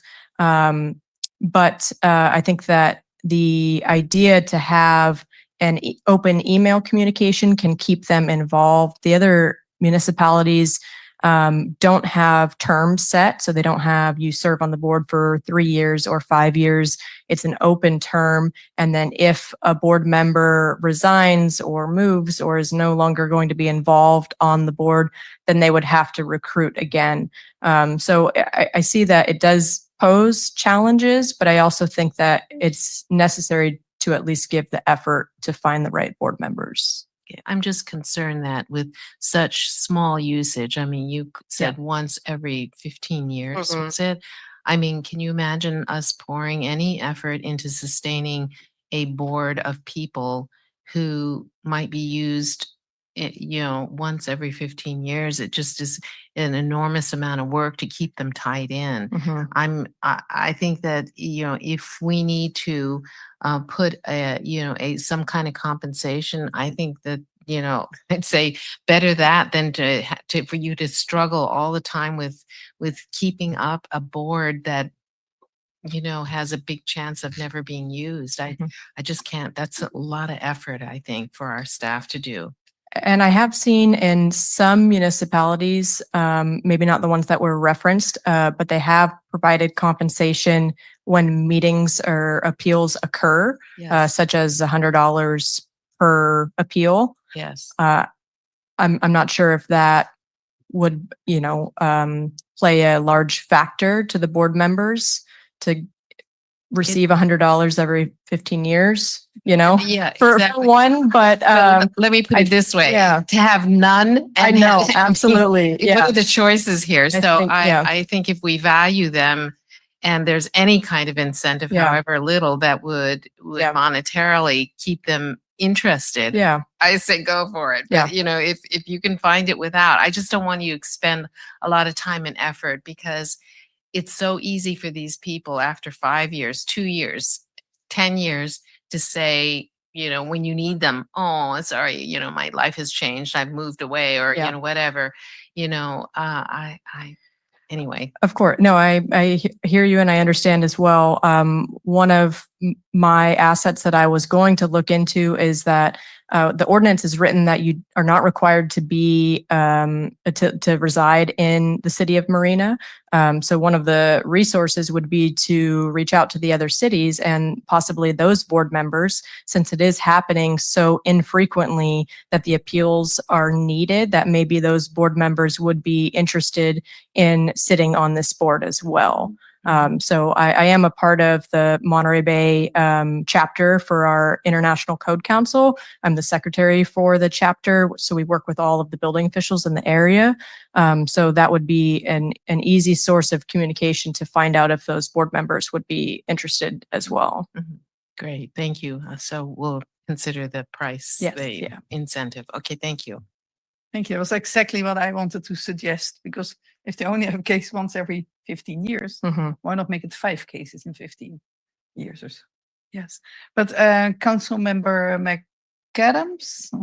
Thank you, Mayor. And just wondering, when you were looking into this, what is the difference between like this appeals board and perhaps having an administrative hearing officer or something like that? What would be the difference? Yeah, so within the building code, I didn't put it in this section, but it is in the staff report. So the local appeals board specifically pertains to new building construction, whereas currently in our municipal code, we do have an appeals process to an administrative hearing officer for other appeals that do not pertain to building construction. So for example, if we are doing an inspection on one of the new construction homes and we provide a correction based on a code requirement, this would be the process to appeal that determination, where the current municipal code is for more code enforcement situations, not necessarily to appeal a decision from the building official or from the fire chief. Perfect. Okay, great. And then the administrative hearing officer, that is a staff person, or that sometimes in cities is a volunteer? That is typically an outside consultant that we have previously used and hired. I see Guido coming up. He might. Guido knows more about the hearing officer. When Heidi was our city attorney, she connected us with he's actually a former deputy district attorney who does city attorney code enforcement work. So he's actually a licensed attorney who did our last hearing. Got it. Okay, So, great. yeah. Okay. And those are very few and far between as well, correct? Yes. Okay, great. Okay, thank you so much. And our city attorney will. Yeah, I just wanted to add that unfortunately, the building code only provides and does not give the ability to use a hearing officer. It says either a local appeals board appointed by or created by the city council, or the city council itself would be the appeal board. Okay, thank you.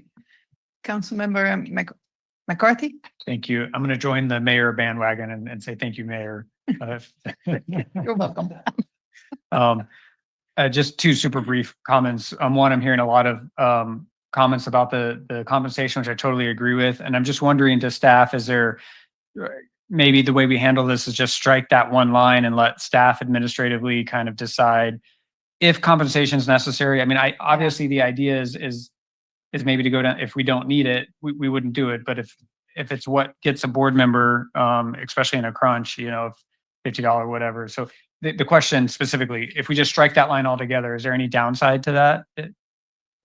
To not offering a possible compensation? Right. So we're basically being silent on it. We're not saying that we're not setting an amount, but we're just kind of being silent on it.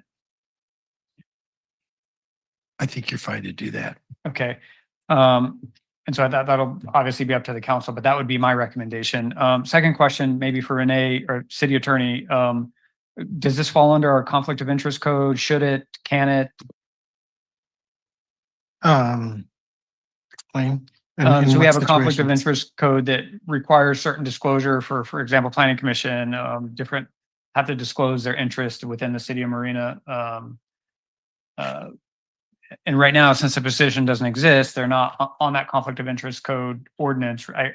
Right. So the question is, if we create this board, would those board members be under a disclosure category under our conflict of interest code? So currently the ordinance as written does provide for recusal of a member who, if they had ownership or some interest in a property or development that was a subject of an appeal, then they could not participate in that decision.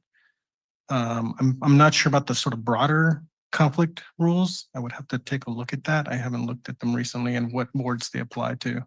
Okay, and I don't think we have to, I mean, it's know that information in order to approve this tonight, but I guess I would ask staff to go and see if other jurisdictions have those members fall under a conflict of interest code. And then so that when we do is it annually that we update our conflict of interest code? I don't remember. Every 2 years. So when we do the next update, which is probably coming sooner rather than later, do we evaluate that, whether those board members should be? Are you asking whether they need to file Form 700? We'll work with the city clerk to figure that out. And if they do need to, then we'll just send that out to make sure that they complete. And I mean, I think That just timely. for clarification, yes, whether they need to file a Form 700, but I think the code specifies like 3 different categories. And, you know, for example, even staff fall under a certain category under the conflict of interest code, but deciding whether the board members should fall under that code, and if so, where. Okay. Thank you. Mr. Mayor, no hands? Wow, okay. Councilmember Viala. You mean Chair. So I know we're just opening a hearing about this, but I'm hearing some other comments from fellow council members. I wanted to just say that I still would be in favor of $100 per appeal. Because when you offer that in the beginning, if you went to any other boards on the Monterey Peninsula that you think that are not offering any compensation, and you would have a better chance of saying, yeah, but we have $100 per appeal. It's nothing to us, especially since it's so infrequent. So I would like to have that. Great. And that would Okay. make it a lot easier for you to maybe en masse in one board. They say, yes, we'll do it, which would be great because it's not from our area. Yeah, absolutely. Okay, great. Thank you. City Attorney? Yeah, so we can probably, by striking that provision, if we do under 256.010, remove subsection C, and I think later by resolution, you could likely adopt a compensation scheme. Okay. Would anyone like to make a motion? I'll make a motion, Mayor, that we adopt the ordinance amending the municipal code by adding chapter 2.56 Building Appeals Board to Title II of the Marina Municipal Code, find that ordinance is not subject to CEQA. And striking the language, I should probably be very specific there. Give me a second. The attorney, could you help me out and repeat what you just said? Section 2.56.010 subsection C. Yes, so striking section 2.56.010 subsection C that says members of the Building Appeal Board shall serve without compensation, and give staff direction to develop a resolution for up to $100 a meeting Per appeal. per appeal. Right. Or- So the language. Or How can we about make per- it 200, or, I mean, if it's, Well, we do it a resolution. or no amount? Yeah. Do we have to Mm. specify the amount? If it's not until 10 years from now, it's, Why just let us talk about it? We'll bring it back to you at another meeting. Okay. And, but staff's clearly hearing the direction of the council that we want to offer that. Correct. We'll come back to you with some suggestions on that. Okay. I'll second.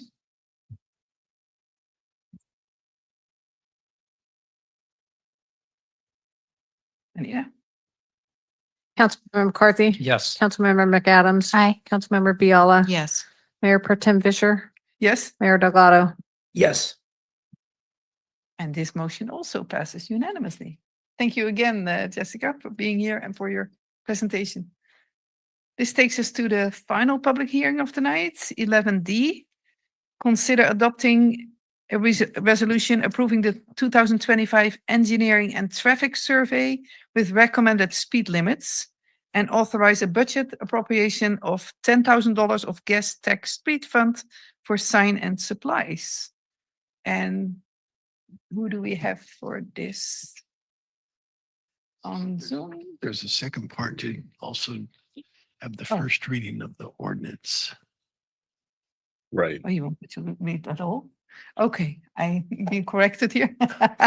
And also to consider introducing an ordinance for first reading by title only and waive further reading, amending section 10.60.010 speed limits established of chapter 10.60 speed limits of title 10 vehicles and traffic to adopt a prima facie speed limits pursuant to an engineering and traffic survey and the California Vehicle Code. That's correct? Yeah, I was trying to avoid all this. We'll be requesting two separate actions. Okay, thank you. Thank you, Mr. Long. And who do we have here? We have our consulting engineer, Edwin de los Santos, for this as well. Welcome back. Glad to be back. Thank you, Mayor Pro Tem. So since this is the third time brought to council and I believe this is the fourth time brought to the public, this presentation will be very brief. All we'll be discussing tonight, or really showing tonight, are the segments that on the May 6th meeting were brought up to reanalyze for possible reductions. So we had 6 segments. The summary of those segments are actually in your packet. I believe it's page 483 of your packet towards the end. You have to go all the way to the end of your packet for that, but there's a 2-pager that kind of summarizes the traffic engineer's discussion regarding those segments. So these first 4 segments I could go fairly quickly. The initial recommendation for Del Monte Boulevard between Beach and Reservation was recommended for a further reduction. That reduction met the standards for the current code. So the revised recommendation was made by the traffic engineer. Same with section 10. Oh, come on. There we go. Section 10. There was a question regarding whether the section reducing it to 40 miles per hour was going to be a concern. There were no real downsides for reducing this section of Reservation Road, as well as the section between Salinas and Imgen. So from Imgen Road on Reservation all the way to California, the 2 speeds were reduced an additional 5 miles per hour, as recommended by council from the last meeting. Same with section 25 or segment 25, California Avenue between Carmel and Rheindaler. We're maintaining the current speed limit of 25 miles per hour. Now, the next 3 segments are a little bit more difficult. The segment of Reservation Road between Beach Road and Del Monte Boulevard, the previous study established a 30 miles per hour speed limit, and that was the design corridor. Actually, the design corridor was designed for 35. The 2020 study reduced that down to 30. Now, because of that reduction from the initial established, we cannot reduce it any further from the previous established 30 miles per hour. The 85th percentile also does not support this further reduction. Now, please note that the council can move to reduce the 30 miles per hour recommendation down to 25 miles per hour. But there is a caveat to that, and I'll get to it into the next slide because it also applies to the other two segments. So for Abrams and Marina Heights, those two segments were not a part of a previous engineering and traffic survey. AB 435, AB 43 only allows us to bring the speed limit down to an established previous speed limit that was established by an engineering traffic survey. Because Marina Heights Drive and Abrams Drive was not, this traffic survey establishes what that reduction could be. So because we were reducing the already recommended speed limit to 30, we cannot, by support of an engineering and traffic survey, reduce it further down to 25 miles per hour. Now, again, we could, by council action, reduce that section of Reservation Road, Abrams Drive, and Marina Heights Drive down to 25 miles per hour. Although, because they are not supported by an engineering and traffic survey, and AB 43 does not support that reduction, defending the traffic violations in court will be very difficult for the city to do. So the reduction speed limit will be very difficult to enforce. They'll be difficult to enforce because they're not legally established by an engineering and traffic survey. The police chief, Chief Hopkins, could probably speak a lot better to that. I'll turn it over actually to him so he could maybe speak further on that item. Molly's coming up, just a little more context. So we talked about this in the last meeting. Our recommendation was 30 miles an hour. Council said, drop it down to 25. What we didn't tell you was that dropping it down to 25, we would no longer be able to enforce it by radar, which by not being able to enforce it by radar pretty much does not allow us to do traffic enforcement. And that's what Chief is going to go talk about. And so even though council gave us direction to do it 25, we wanted you to know that we will lose our ability to traffic enforce. And so our recommendation is to leave it at 30. But go ahead, Chief. You pretty much nailed it. I don't need to say anything. That's exactly what I was going to say. And I think we've all been to the here many times and have received emails from our community, and we've heard our community loud and clear about the complaints and concerns that they have about speeds in their neighborhood. And so the whole point we've been telling them is wait till the study's done and then we can begin our enforcement. But if we take this action, then we can certainly pull a car over and cite them, but it will be thrown out in court, which defeats the entire purpose. And so I don't think that's what anyone wants. So I think the 30 is what the study validates. And I think that will also allow us to continue to go out there and then run radar and enforce it and make everyone happy. Thank you very much, Chief Hopkins. Sure, my pleasure. And thank you, Edwy, for your presentation. Let's open it up to the public. Anybody here in the room who would like to give public comments, ask questions about this exciting traffic survey? Or anybody on Zoom? Please raise your Zoom hands. Seeing none, I'll close public comments. Council Member McCarthy. My buddy. Thank you, Mayor. Yes,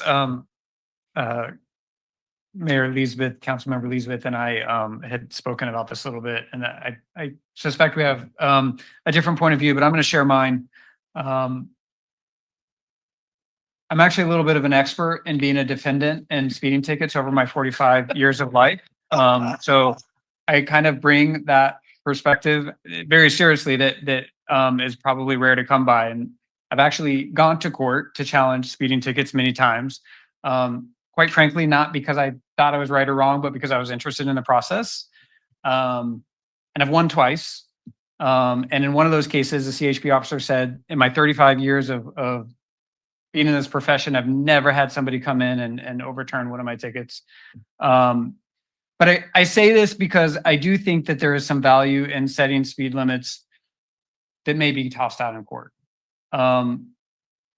I understand. I think that people that are going to challenge those speeding tickets are going to challenge whether they think that it's a legitimate traffic and engineering study or not. And so I think, unfortunately, our officers are going to be in court for those kind of things either way if they want to represent the city.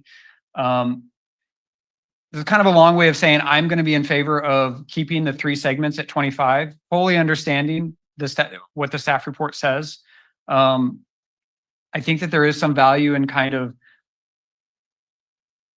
setting an expectation of what a speed should be. A lot of people that especially down Reservation, may have never been on that street before. And so they rely on those signs to start to guide them to what speed they should be going. It's not just the geometry of the road, although that plays an important role, and I understand that.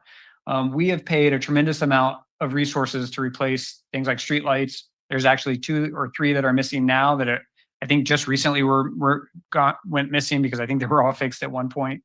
Speed absolutely plays a factor in that. And I know it's not the only factor. I'm sure that drugs and alcohol and some other factors may play a role too. But I think that, any money that might be lost in defending some of this stuff in court would be gained, and perhaps some of the loss of structures and hopefully, life on these segments. We have people that are complaining, especially about the Sea Haven segment on a pretty regular basis. The way I look at it, this could be just a great 5-year experiment. We know we're going to have to revisit this in 5 years, 7 years. And so, in 7 years, if we've gone to court 20 times and lost every case, then I think that would be good information to know, and that I think we can evaluate at that time. But I suspect, and I don't know if Chief, if you have any data on these segments of how many times we've been to court over speeding tickets. I suspect very little because I don't think we issue a lot of speeding tickets in the city of Marina currently. I can probably get that information for you, but I don't think it's been very many. Okay. So for me, I don't see a lot of downside into just, kind of going on this 5-year, 7-year experiment journey of trying to reduce speed limits. We hear from residents that really want that. And I think it would just be a good faith effort to say, hey, let's try this and see how this affects the next speed limit study. So that's where I stand. I'm curious to hear from the rest of the council. Thank you, Mayor.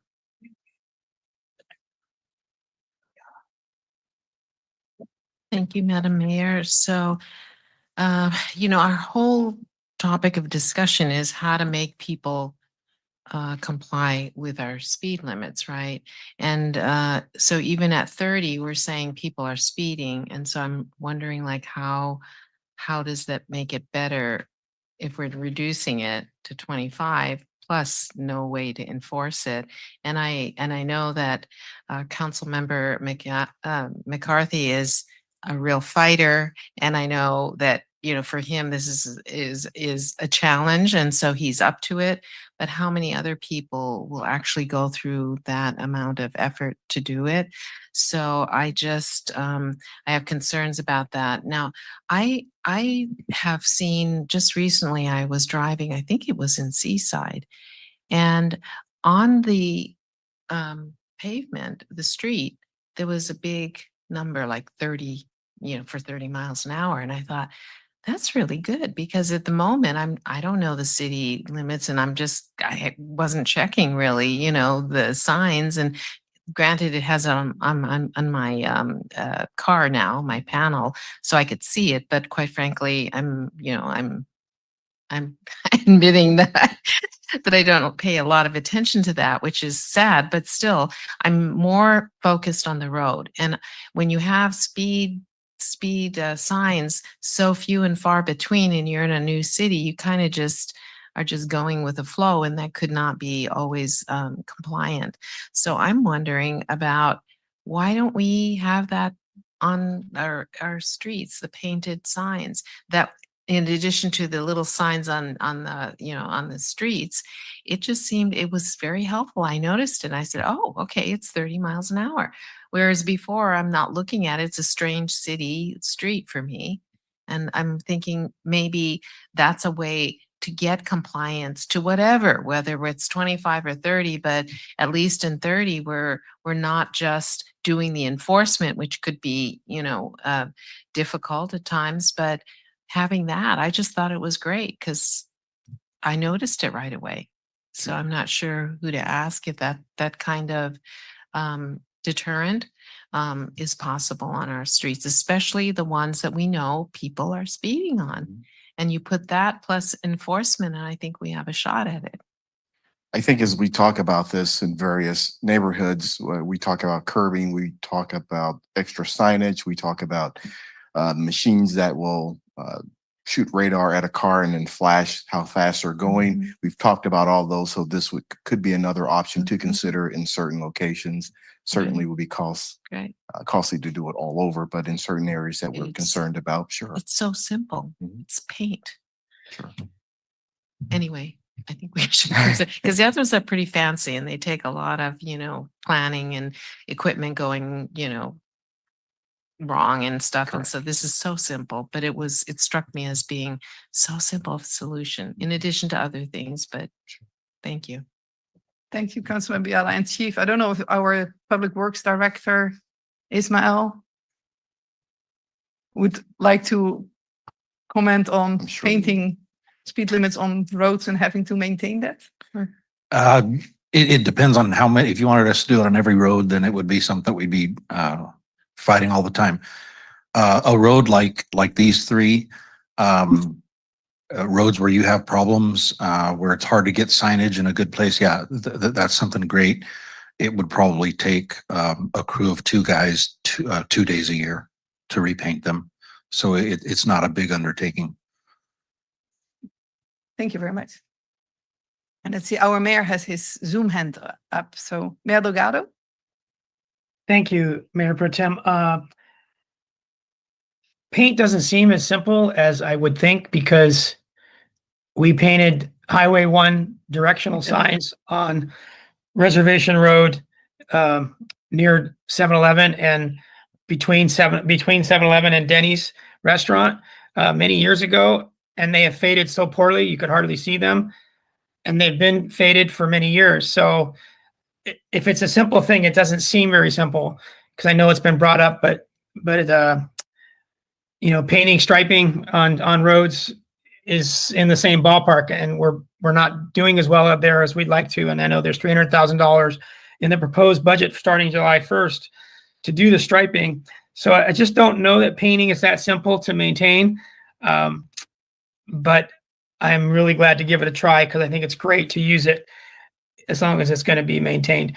My biggest comments are on Section 7 and Section 10 and 44 and 45. We'll start with Section 7 in the Exhibit C, the 2-page update on these different segments. Segment 7 says it's right now at 30 miles. People are going 33 miles. The recommendation is to maintain it at 30 miles. And it seems if it was at 25 miles an hour, is anyone else proposing that? Because it says it could be a lower speed limit, but city would have difficulty defending it with the ENTS study.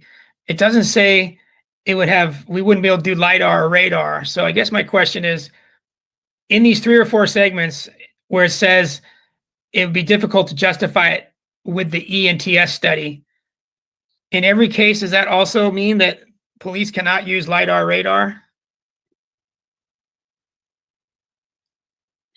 Our chief will come to answer that question. It's my understanding that we're getting our authority to run the radar and have that stand up in court based on the study that's being conducted. So if the study does not support it, then the courts are going to look at that with any defense attorney and they're going to challenge it. They're going to win every time, or unless. Okay. All right. I recently attended a Transportation Agency of Monterey County meeting, a TAMC meeting, and they had a presentation on the changes of laws on this issue that we're talking about. And they mentioned at some point in that presentation that jurisdictions such as ours have the ability to reduce it up to 12 miles or 12.4 miles per hour, something like that. Does that ring a bell? And can you explain that number and how it might weave into what we're doing? I think Edry can probably speak to it more, but my understanding is you can go no more than 10 based on, again, all of the other factors that you use to reduce it from whatever it currently is down to 5, or you can increase it based on if it's a main thoroughfare or other factors. You can go either way, but you have to justify it based on all the other contributing factors, and they list what those are. So in this case that we were talking about reducing it, the study has already took those factors into consideration and says we can reduce it, or we would probably want to keep it at the same based on the traffic that you're trying to move through, the volume of traffic, and the problems that would cause. Okay, I don't Ken, know if I- go the ahead. traffic engineer that made this TAMC presentation definitely said 12 miles per hour or 12.4, which doesn't make sense, 12.4. So, Edri, can you speak to whether 12 miles per hour is in the new laws to be used in some way by jurisdictions? No, the AB 34 does not specify specific miles per hour. It doesn't say 12 or anything like that. Okay. What it does say is that you could lower it on the basis of a previously established speed limit study. Okay. I was just questioning the 12 miles. I'll have to get back to TAMC on that. So this Reservation Road segment 7, it goes from 7-Eleven to Jack on the Box, basically. And we all know that that's a pretty constricted segment. It's got the 2 roundabouts. It's got a lot of traffic. It's pretty narrow. A lot of people crossing and walking. And so it seems ideal to try to keep that as low and comfortable and quiet as possible. And so the current posted is 30 miles per hour. And the recommendation is to keep it 30 miles per hour. And I think I'm hearing that if we go to 25, we're going to lose in court, basically, is right? Okay. Right. All right. So 44 and 45 are similar in that we would lose in court if we were to drop them to 25. I guess if we were to keep them at 25, is that right? Because right now they're both at 25 and you're suggesting that they move to 30. Is that correct? Yeah, 30 is the lowest possible justifiable speed limit we could set. Okay. by the study. So, all right. So on these two, I agree with Councilmember McCarthy because we've had a lot of concern with people who've recently moved there, and they're basically they're a little bit freaked out because people speed down these roads. So if someone is going 40, 50 miles an hour and the police pull them over and cite them, do those get thrown out?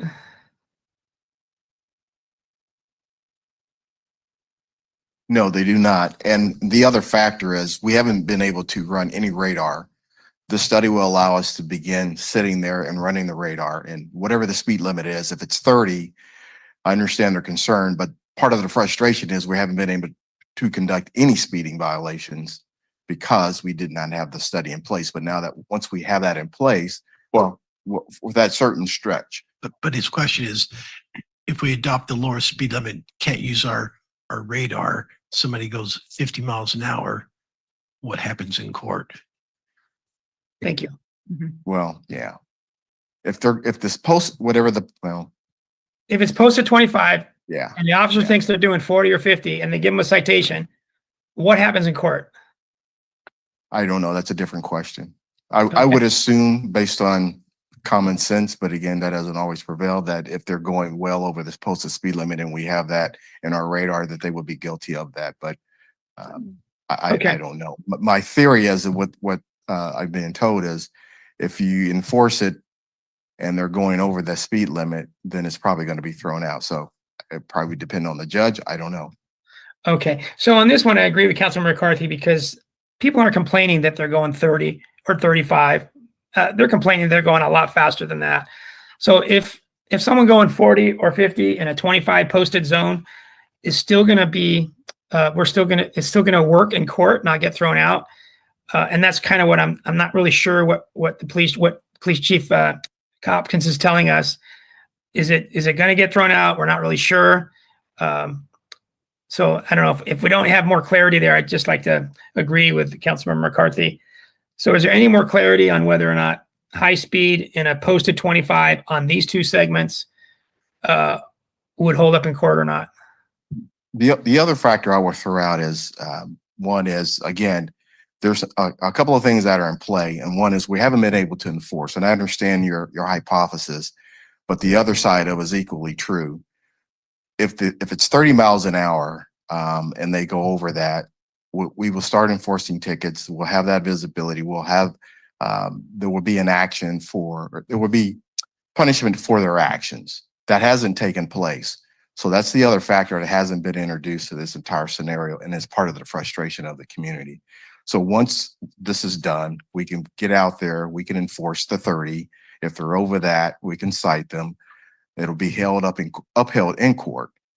If we reduce it, the odds are greatly against us, and we're at a disadvantage, and our impact of sending the message that once the word gets out, because we're talking about it, first of all, here publicly, that you can go ahead and speed, whatever, and you're going to get out of a ticket. So don't worry about it. Just continue to speed. So I don't think that's what the neighborhood wants, and I don't think that's what we want and how we want to use our time effectively. So my recommendation would be to support the study. Let us get out there and enforce it. Let us be visible. And then as people are being hit with those fines and their driver's license and their insurance are going up, they're going to modify their behavior and their driving habits. That's the impact that we want. That's the impact that the citizens that are walking in their neighborhoods are asking for, because it'll be a safer community. I think that's the smarter way to go. That's just my thoughts on it. All right, thank you, Chief. My last segment to discuss is segment 10. This is Reservation Road. I'm thinking more about eastbound, heading out of town on Reservation Road. You pass California, you're headed towards Salinas Avenue. I should refrain that. Also coming into town, it's really fast. The reason I focused on eastbound is because there's a neighbor at the corner of Bayer Street and Reservation Road that just freaks out with cars going, 60, 70 miles an hour or faster right by her house. And so this is a real trouble spot, according to her, and I believe her, because the conditions are, a hill and you're heading out of town. So of course it's a good opportunity to think that you can go faster. So if we're going to go down to a speed limit of 40 and people are regularly doing in the 85 percentile, 50, 51, this seems like it would be a high priority to post traffic officers in the future. It already is a place where we could do that, but I just want to point out that this is a real trouble spot, and I think we've all driven it to know why. It's wide and it just feels like you can go fast, and so people do. All right, thank you very much. Thank you, Mr. Mayor.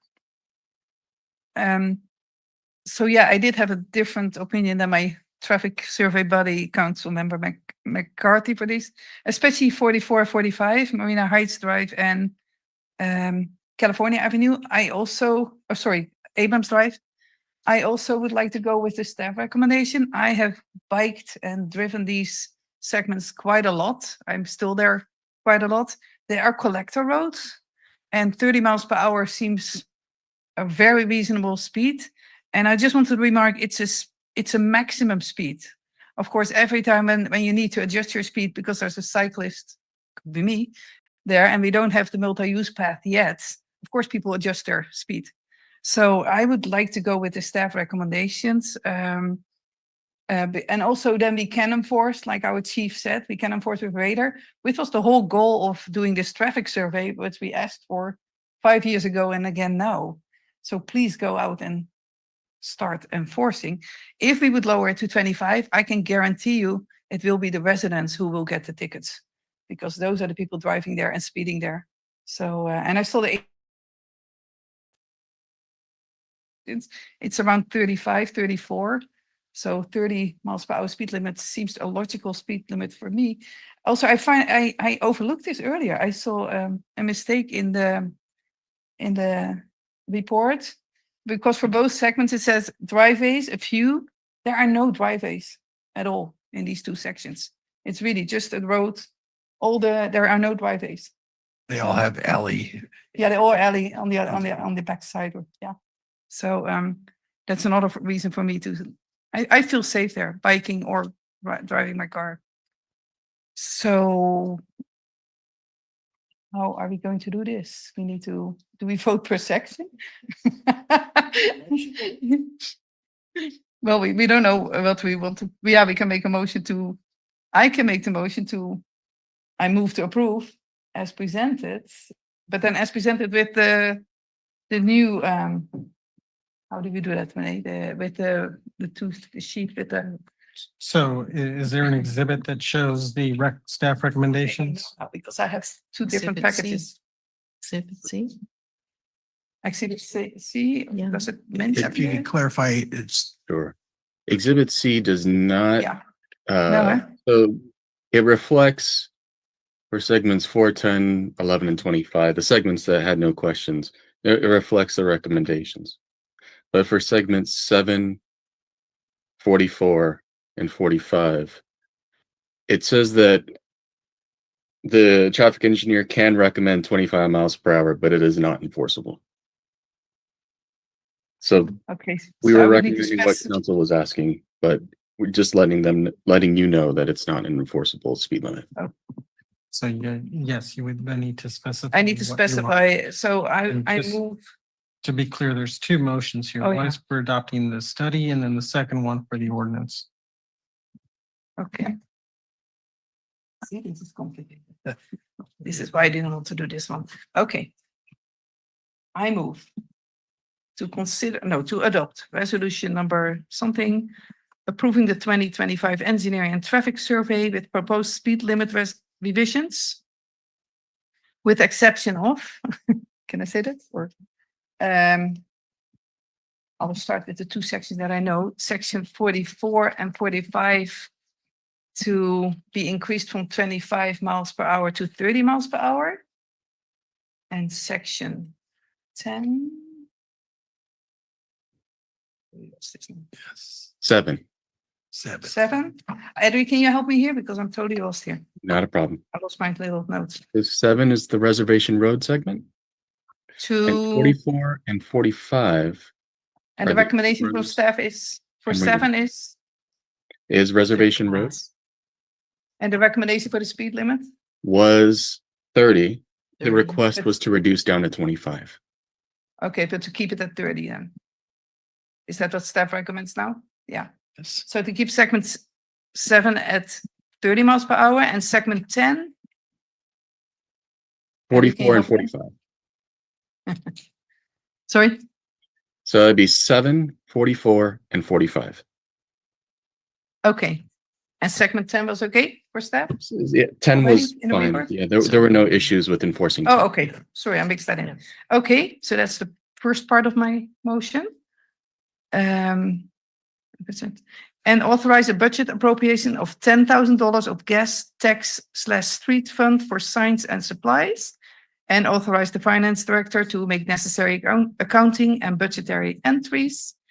And introduce ordinance number something for first reading by title only and waiving further reading, amending section 10.60.010, speed limits established of chapter 10.60, speed limits of title 10, vehicles and traffic of the municipal code to adopt prima facie speed limits pursuant to engineering and traffic survey and the California Vehicle Code. Can I please get a second? I second. Good job. Council, do you have any? Oh, Councilmember McCarthy. Thank you. And I'll make a substitute motion, mostly just because I want to have a little bit more discussion before we wrap this up. But my substitute motion would be all of the same. I don't know if I have to say it, but going with the 25 mile per hour recommendation for segment 7, and get it 44 and 40.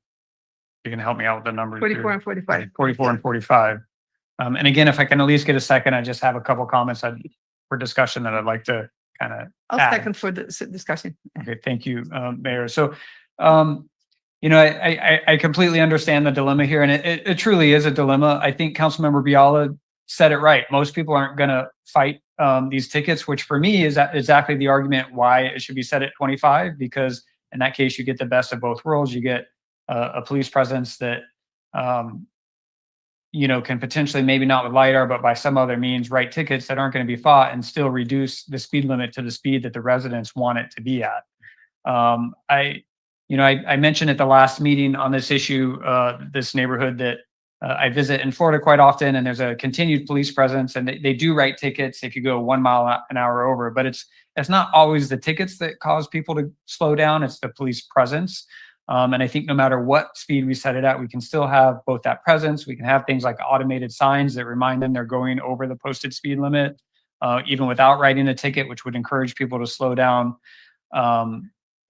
I guess I would ask the chief also, so if we set it, let's say in this case, if we set it at 30, as Councilmember Vischer's recommendation was, would we write it to, have you ever experienced that we'd write a ticket if you were going 4 or 5 miles an hour over?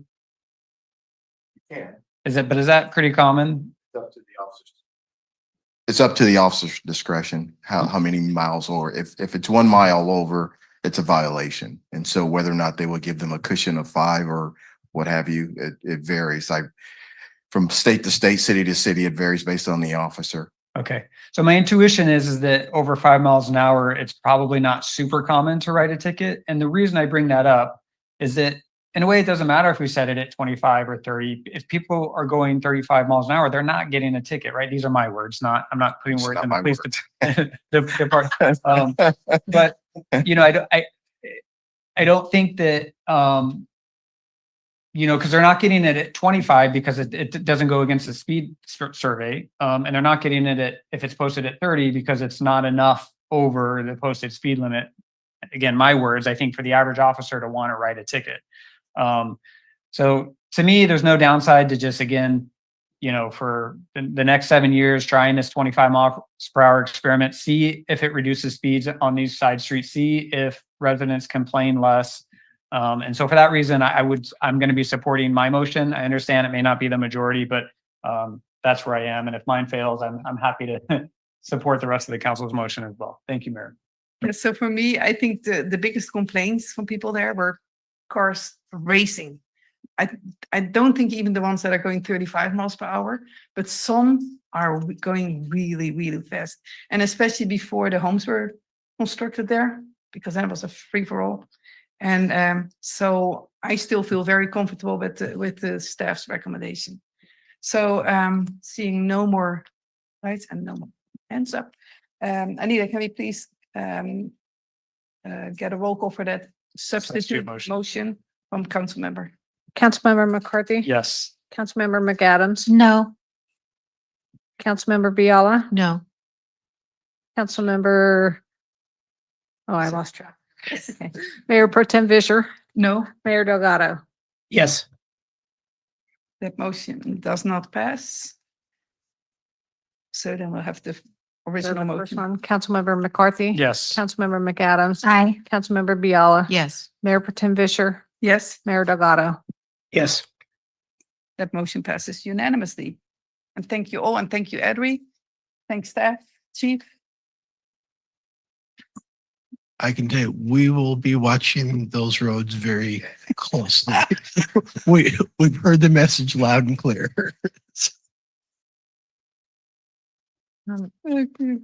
Madam Mayor. Councilmember Biala? Yes, point of order. And this has, is something I've been thinking about the last time we struggled with the rules, the processes, for reconsideration of a vote. The same goes for the substitute motions in our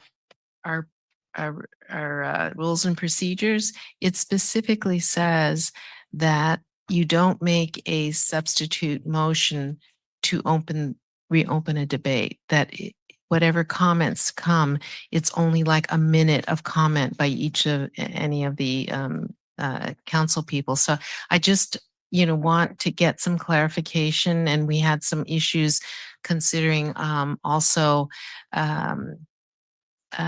whether the public comment, I think the order of our clarifying questions, that was, we're debating again whether what was the last determination. So I would like some clarification from our legal counsel maybe the next time on these processes, because I did look them up, and I was surprised that we're often doing things that we did not intend. Sure. So, I mean, they don't happen often enough that we're looking at the rules. So, and your question specifically was on substitute motions and whether or not there is. We always say we'll make a substitute motion so that we can have further debate. That's kind of been something that I hear quite frequently. Well, and it's So I not. will look at that and I will Yes, get and back also to you. reconsideration of votes, Yes. that we had a problem with that.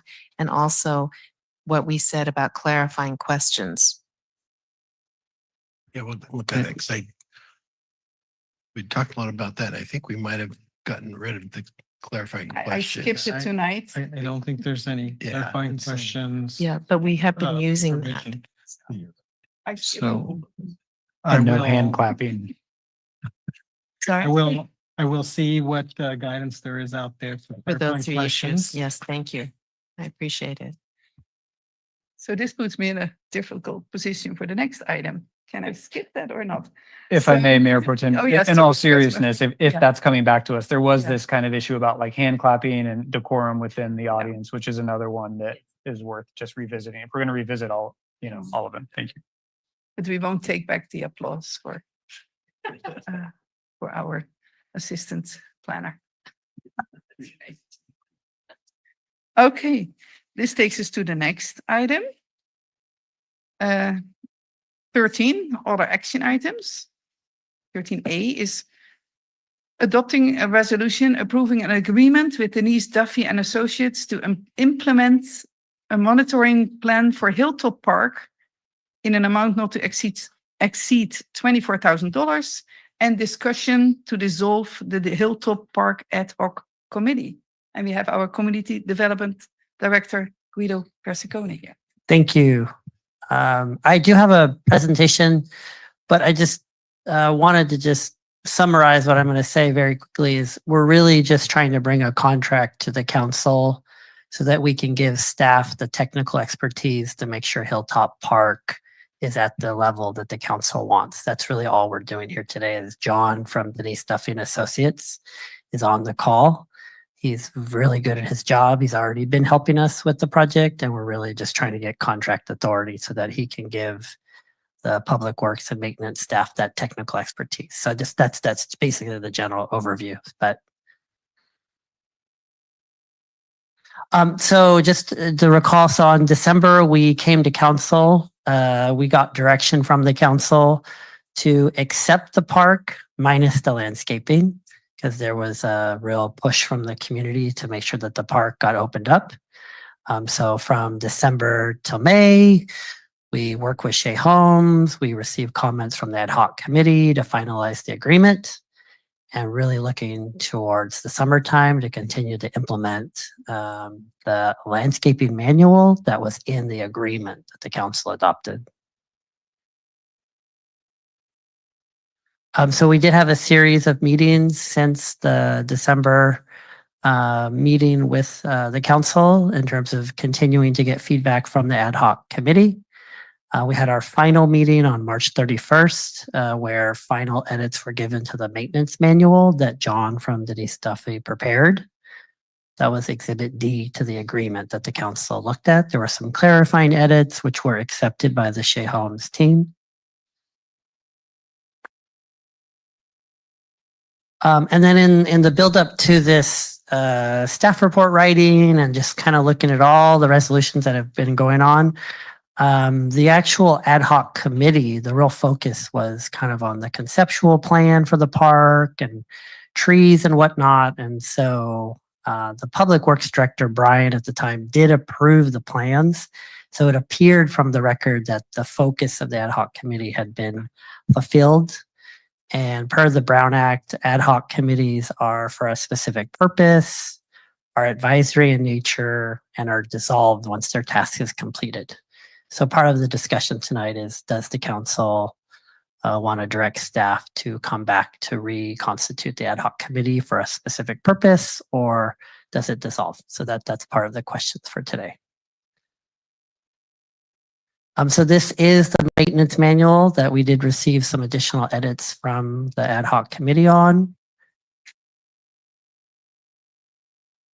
And we're all aware of where Hilltop Park is, but just so for people in the audience or people at home,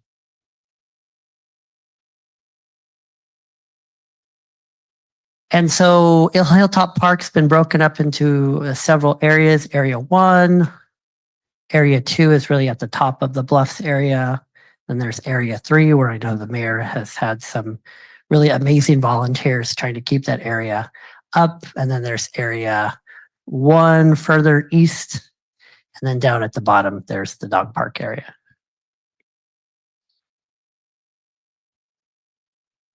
And so this is the recommended motion to adopt the resolution approving an agreement with Denise Duffy and Associates to implement a monitoring plan. So just to distinguish, we got direction from council to accept the park per a maintenance manual that Denise Duffy and Associates prepared. This is really a monitoring plan to kind of implement the landscaping manual. Authorize the city manager to execute the agreement. And the original motion was to have a discussion to dissolve potentially the ad hoc committee. That should probably be clarified to say to have a discussion, and the council can make that call in terms of does it get reconstituted or not. So that's the initial presentation. I'm happy to take questions. Thank you. Thank you very much, Guido. Council, do you have any clarifying questions before we take this to the public? So we'll open up public comments. Anybody in the room here who would like to speak on this item? Or anyone on Zoom? I don't see any hands on Zoom. We'll close public comments. Council. Okay, Mr. Mayor on Zoom. Mr. Delgado? Yeah, I support the staff recommendation. I would like to have some discussion on the ad hoc committee because until we have a long-awaited botanist, landscape architect who understands all of the issues with native landscaping on staff, then we're once again at a disadvantage because we don't have anyone at staff who can basically go toe to toe with reports and things. It was the ad hoc committee that came up with the technique for the monitoring that's going to happen. And so I do believe that the ad hoc committee is well positioned to interpret the data coming out of that monitoring. And I would not expect the city engineers to have to review these monitoring data sets. There are techniques that we have advised be used to remove some of the more difficult weeds. I would not expect the city staff to interpret the techniques and get out there on their hands and knees and do what's necessary to make sure.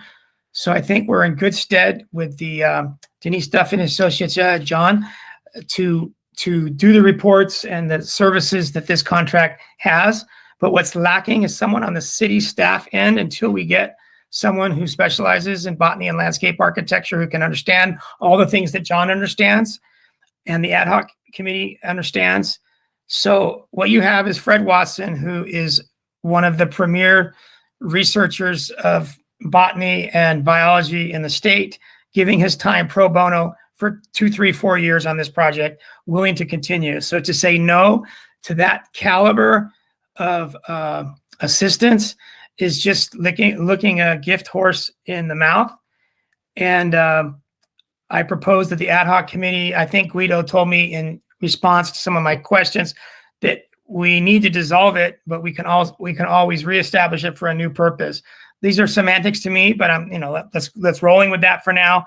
I'd like to propose that Steve Lee and I and Fred Watson and anyone else who wants to be on the ad hoc committee be on a new ad hoc committee in order to get us to the finish line, which is before Shay is released from this responsibility, that we have success on the site so that we save the city potentially hundreds of thousands of dollars of having to do what Shay doesn't do if they don't abide by the techniques, et cetera, that have to be done.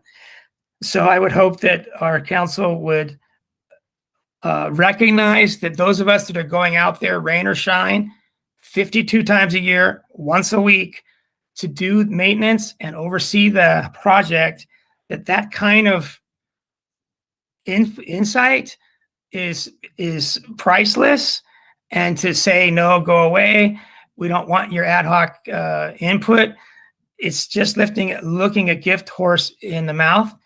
And if we want better maintenance across our town, especially in how our town looks, this is a very important park that's just begun. It's got 12 acres of native landscaping, and it's not easy to maintain it. And so I think we should do everything in our power to make sure that we maintain this brand new park well. And there's been several oopsies in the last few months, and it's been the ad hoc committee that has recognized those oopsies and led to their advised corrections.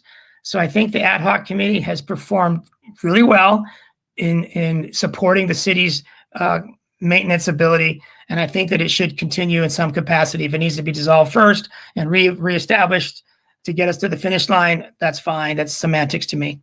Thank you. Thank you, Mr. Mayor. I don't see any other hands up from council members. So, Councilmember Biala. Thank you, Mayor Pro Tem. So, yes, and I really appreciate those three experts being part of this. I just have some concerns about an ad hoc committee, because as it's been defined in our staff report, the ad hoc committee has a specific purpose and it's time limited. And so I don't want us to undo the way in which we have used and established ad hoc committees.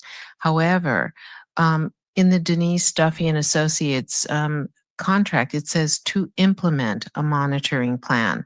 So, so it's not just an agreement for him to do a plan, but it's to actually implement the plan, correct? And Guido, yes. Yeah, and John's been great to work with. He's actually already doing some of the work. So we've already gotten 3 reports from him in terms of what's going on at the park, what he's done, what Shea Holmes has done. He's been sending us those every 2 weeks. So it's monitoring the landscape manual that he created along with the city and Shea Holmes. Okay. So it's monitoring what we're already trying to do. Okay. So, is there any way to incorporate those 3 experts that have been part of the ad hoc committee? So it's not an ad hoc unless we can define a specific purpose, again, that's time limited. It seems like, is there any precedence for us to have a consultant also have consultation with citizens or representatives of certain expertises? I mean, so it's not, it's part of their services to consult regularly with some citizen groups, as opposed to naming this an ad hoc committee. So they could establish some meetings every time, there's at it's really up increments to of the time. council. Yeah, if they want to. Is In that terms of, I mean, John's actually already interfacing with the mayor and Fred and Shea Right. Helms already. So in an I can't use the word ad hoc, in an informal capacity way, of meeting? he's with them, already yes. doing that. But in terms of it being a formal Can committee of the council, that's really for the council to decide. No, not so much that we form a committee, but that somehow we condition it that they have regular informal meetings with certain citizen experts. I mean, so it's at the direction of the council, but they're working together. We want them to work together, and not in That a could certainly be time part of limited your capacity. motion. That could be part of your motion. Is But there any precedence for that kind of involvement? I guess I'm trying to understand, like, what other options besides an ad hoc committee? Our city attorney can answer this. Yes, you certainly could make that recommendation informally, but in terms of an ad hoc committee, you can specify, for example, implementation of the maintenance manual. And a time limited could be that, the ending of the maintenance agreement, which I think at this point, I think it's August of 2026. 26. Yeah, that's correct. Okay, and I'd just like to get the mayor's opinion about that. Well, I'm Let's very go to- disappointed to hear that there's been multiple staff reports coming from the consultant into staff without the ad hoc committee or whatever, those of us who have been there without reading it, because that tells me that DDNA is sending staff monitoring reports to the city staff, and they're looking at them, I suppose. But with what expertise are they reviewing our contractors' reports? That would be like me reviewing engineer's report on Imjin Road progress. If I was on staff, it's got to go to the right people. And right now, we don't have a botanist, landscape architect person. We have city engineers. They are not as trained as John or Fred or I. And so it's like you're throwing it into a black void by having a contractor like John give his reports to staff with no review by a trained professional in this subject matter. And so that is why we need an ad hoc committee. And so I would like to propose that we reestablish the ad hoc committee for the specific period between now and the time that Shea is released from their responsibilities, and that ad hoc committee be charged with reviewing monitoring reports and data contained therein. Number two, provide input given the ad hoc's observations of the timing and techniques of weed removal. Those are the two things we have been doing, and those two things are quite necessary in these last year and a half or 2 years. And so I would hope that the council would agree to have this ad hoc committee continue providing the benefits that it has been providing, because we do not have staff that can do that work. Thank you, Mr. Mayor. And by the way, thank you for all that you and your other volunteers have been doing there. I'll first go to Councilmember McAdams now. Thank you. You know, I think what I'm concerned with is, I mean, yes, a consultant is sending a report. Of course, it goes to staff. I don't think it's appropriate for it to go to an ad hoc committee. And I don't think that there's precedence of that happening. And so I appreciate the work, you know, the volunteering that's happening. And I also am not familiar of an ad hoc committee like the tree committee going and cutting down the trees, right? We don't do that. So I'm just sort of where are we drawing the line here? And also I think that, you know, we could just perpetuate this for 3, 4, 5 years. And so for me, I mean, I absolutely appreciate the mayor and his volunteers, their help. But like, I think that as a council, we need to find something that's sustainable for the city, for the park, for 3 years, 5 years, 10 years. And so if we're giving sort of this ownership to this ad hoc committee or to this group of volunteers, where, you know, for me, this like unicorn botanist, habitat restoration architect design or whatever this potential staff person is, like, seems like a crutch. I don't necessarily think that that is a realistic position that the city is going to fill. And so, you know, why don't we look at, instead of like staff can't do this, well, let's give the opportunity for Public Works to do it. Like, what can't they do? So I'm happy to just move forward with what is recommended, and I do want to you know, adopt this resolution for the agreement with Denise Duffy. And I think that you know, we kind of need to like figure out this resolve of this park, because why is it so complicated? There aren't like parks, we build them and they open and the public enjoys them and then we maintain them and we move on, right? So this one is like, for the time that I've been on the council, we've like repeatedly talked about it, and there's something happening with this park that's making it complicated and making it just, I don't really understand what's going on here. I do, however, something that I wanted to mention is that if you Google Hilltop Park, it takes you to Monterey. Yes. And so people want to go to the dog park. And I'm like, oh my gosh, Marina, we have this great new dog park. And people are excited and talking about the dog park. And I say, oh, it's at Hilltop Park. And if you Google it or map it, it takes you to Monterey. So I would really encourage staff, one, figure out a way to get Hilltop Marina Park on Google, on maps, etc.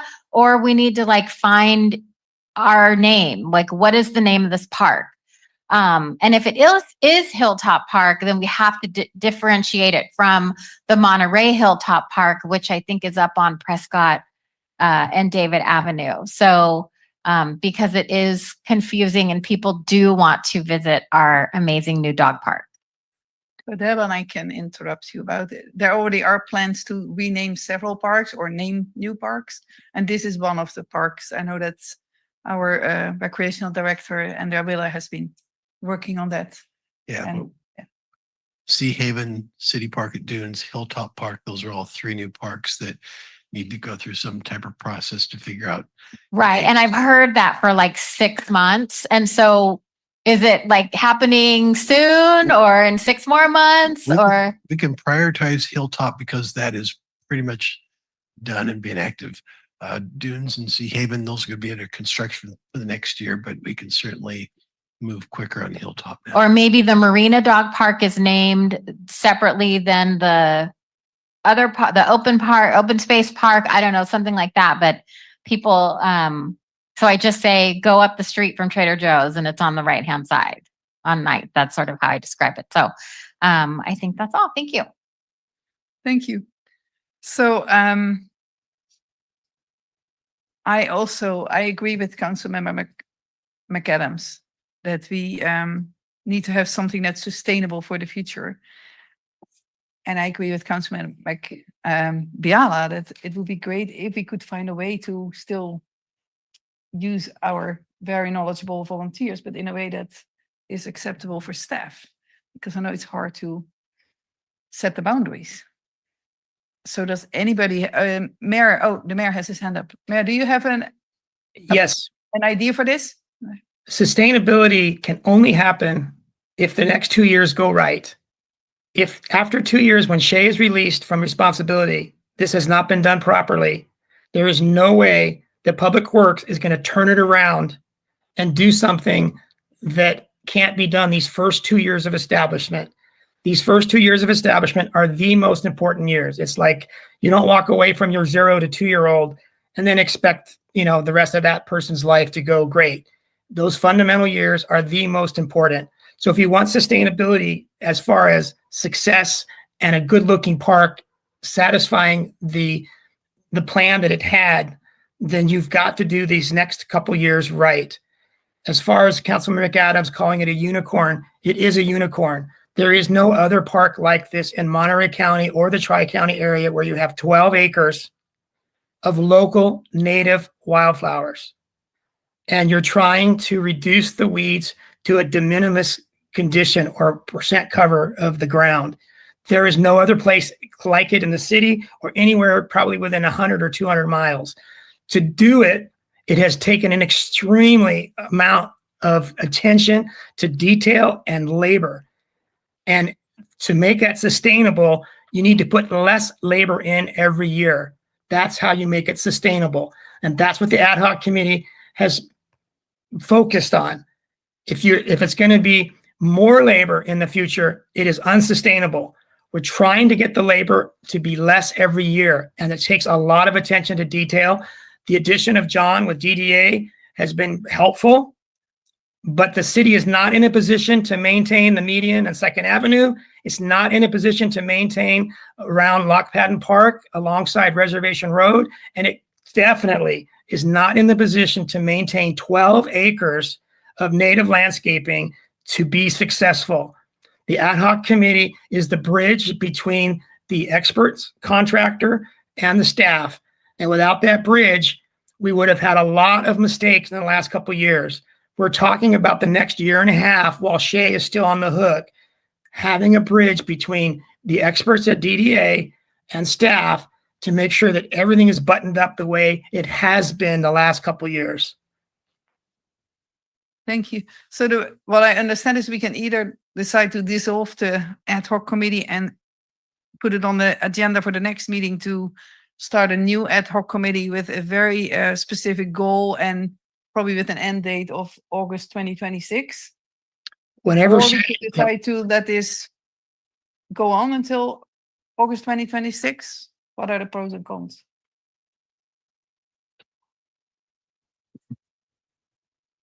Councilman Bial. Oh, thank you. As you defined it, I think I would be very much in favor of that. I think 2 years is too long of a time for an ad hoc committee. So we have the mayor develop the objectives until August 2026, which would be the end of this Denise Duffy agreement. And so, the ad hoc committee gets reconstituted and another definition of the objectives. And then we can figure out whatever we need to do later. But it seems like that's the best way to go at this point. I agree. So, would you like to make the motion, Councilmember Biala? Not really, but.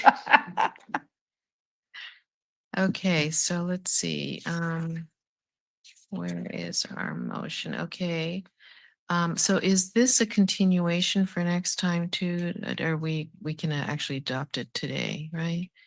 Okay, so I will make the resolution, the motion to accept the resolution of the City Council of the City of Marina approving an agreement with Denise Duffy and Associates to continue to implement the monitoring plan for the Hilltop Park within Phase 2 east of the University Dunes project in an area in an amount not to exceed 24,000 to dissolve the ad hoc committee and to reinstitute another ad hoc committee for the purpose of, and then Mayor Bruce, if you can fill that in, I didn't write those two principal things that you were saying. So we review add, monitoring reports and data contained therein. Number 2, provide input given observations of the timing and techniques of weed removal. okay, and for the period ending August 26th, when the contract, when the agreement is ended. I hope I covered everything. Okay, that's my motion. I will second. Council, if any more questions? No? Mayor is okay? Anita, can we please get a roll call for this one? Councilmember McAdams. Aye. Councilmember McCarthy. Yes. Councilmember Biella. Yes. Mayor Pro Tem Fisher. Yes? Mayor Delgado. Yes. Thank you. That motion passes unanimously. And now we have one more item to go back to from what was pulled from the consent agenda, 10F6. Okay. And that's adopting a resolution approving a clarification on the adopted fee schedule for sidewalk replacements. Councilmember Biala, you pulled it. Would you like Yes. to Okay. tell us why? I had to get clarification from our city manager that this was really had nothing to do with the issues that we brought up earlier about the fact that property owners are responsible for the repair of the sidewalks, even though that's the public right of way, and it is technically the ownership of the city, correct? I mean, we have responsibility to maintain it as homeowners, but we don't own the street, the sidewalk, correct? Our attorney could probably explain it better, but usually the homeowner owns out till owns to the middle of the road usually. But the public right of way is an area that he doesn't have a whole lot of control over, has to manage or maintain the sidewalks. Okay. Yes, that is correct. I don't have anything further on that, but yes. Okay, so we can They- consider that we own the sidewalk up until the middle of, You own up to the center of the road, subject to the public right of way that is over that. gee, my Portion. property just expanded. I didn't even know about that. Okay, I'm a landowner. Okay, so, but that issue is codified in this city ordinance section 8 some point something that's here. And I looked it up and there really isn't the language that would explain what we just said here, even though it says that that we're in compliance to that city ordinance. So I think we need to look at that because this is a recurring issue and it's very, if I said to someone, no, you have to repair it, the city does not do it, then this is referring to an ordinance. So I could say, go look at ordinance, whatever, but it's not really in there. It doesn't really spell out that because intuitively it's counterintuitive. Like, and so I've struggled with that myself and ended up paying for the repairs. But, so please, if we're citing it in this ordinance to say that this isn't that this is a separate issue and you cite an ordinance and then it must be another state ordinance or something, that we have to have some clear kind of direction for the public to say, yep, Kathy's right. You have to fix your own sidewalk. And yes, you do own that property, but not the right of way. I mean, we need to have it in language that the public can refer to it and say, yes, I understand it. We don't have a choice. It's state law. Yeah, we can review the ordinance and bring that back if necessary. The item tonight is because we currently have a fee in our fee schedule for sidewalk. Yes. And For new sidewalks. we want to clarify that fee is for new sidewalks because there's quite a bit of inspections and engineers reviewing plans that goes into that. But once a sidewalk is already there, if a homeowner, contractor, somebody wants to remove some sidewalk, re-pour it, there's a whole lot less inspections involved. So we want to get rid of this fee for those projects. Okay, and if there wasn't a sidewalk to begin with, that this ordinance would apply to that too. That is correct. Okay, so what it says here, the property owner is still required to secure the needed sidewalk repair permit prior to beginning the sidewalk repair work. Now, we all know where, especially in certain areas like safe routes to school, we know that there's no sidewalks there and students are walking sort of wherever they can to get across these places. So rather than expect the property owner to now know about this form before they get work done at the city's expense, why don't we just know ourselves and if we need their permission that we go knock on their door and say, we have a new system now and it doesn't impact you financially. If you would like to see this sidewalk established, can you sign this and fill it out? Because otherwise these folks are not going to know that suddenly we have this service available from the city when we know very well all the places in our city where it's a problem that we don't have sidewalks. So Go ahead, Yeah, Leighton. I think you're talking about something different. Okay. Anytime anyone does a sidewalk repair, they're required to pull a permit. Our fee schedule just established that when you're putting in a new sidewalk, you have to pull a permit and we'll charge the fee for that. But we wanted to make it clear that existing sidewalks doesn't apply. That the fee didn't apply, but we wanted to make it clear that if somebody still does repair their sidewalk, they still need to come in and pull a permit.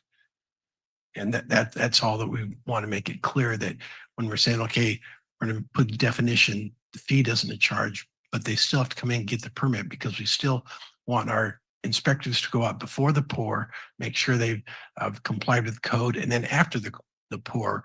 And so that's all that we just want to make clear. So there's nothing different in the process. People that don't have sidewalks, we're not forcing them to put in sidewalks or not. It's just clarifying that even though we aren't going to charge a fee if they repair it, they still Okay. need to get a permit. But through this ordinance, they could request that a sidewalk be put in without charge. No, That's no. not it. Okay, so I'm No. getting it wrong. Yeah.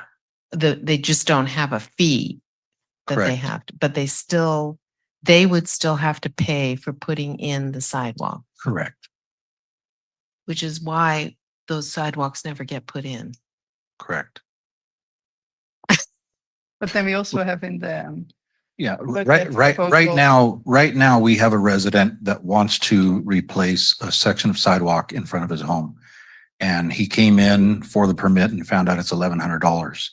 So, that's how we found out that there was a problem with this fee. It doesn't clarify that that fee is only for new sidewalks.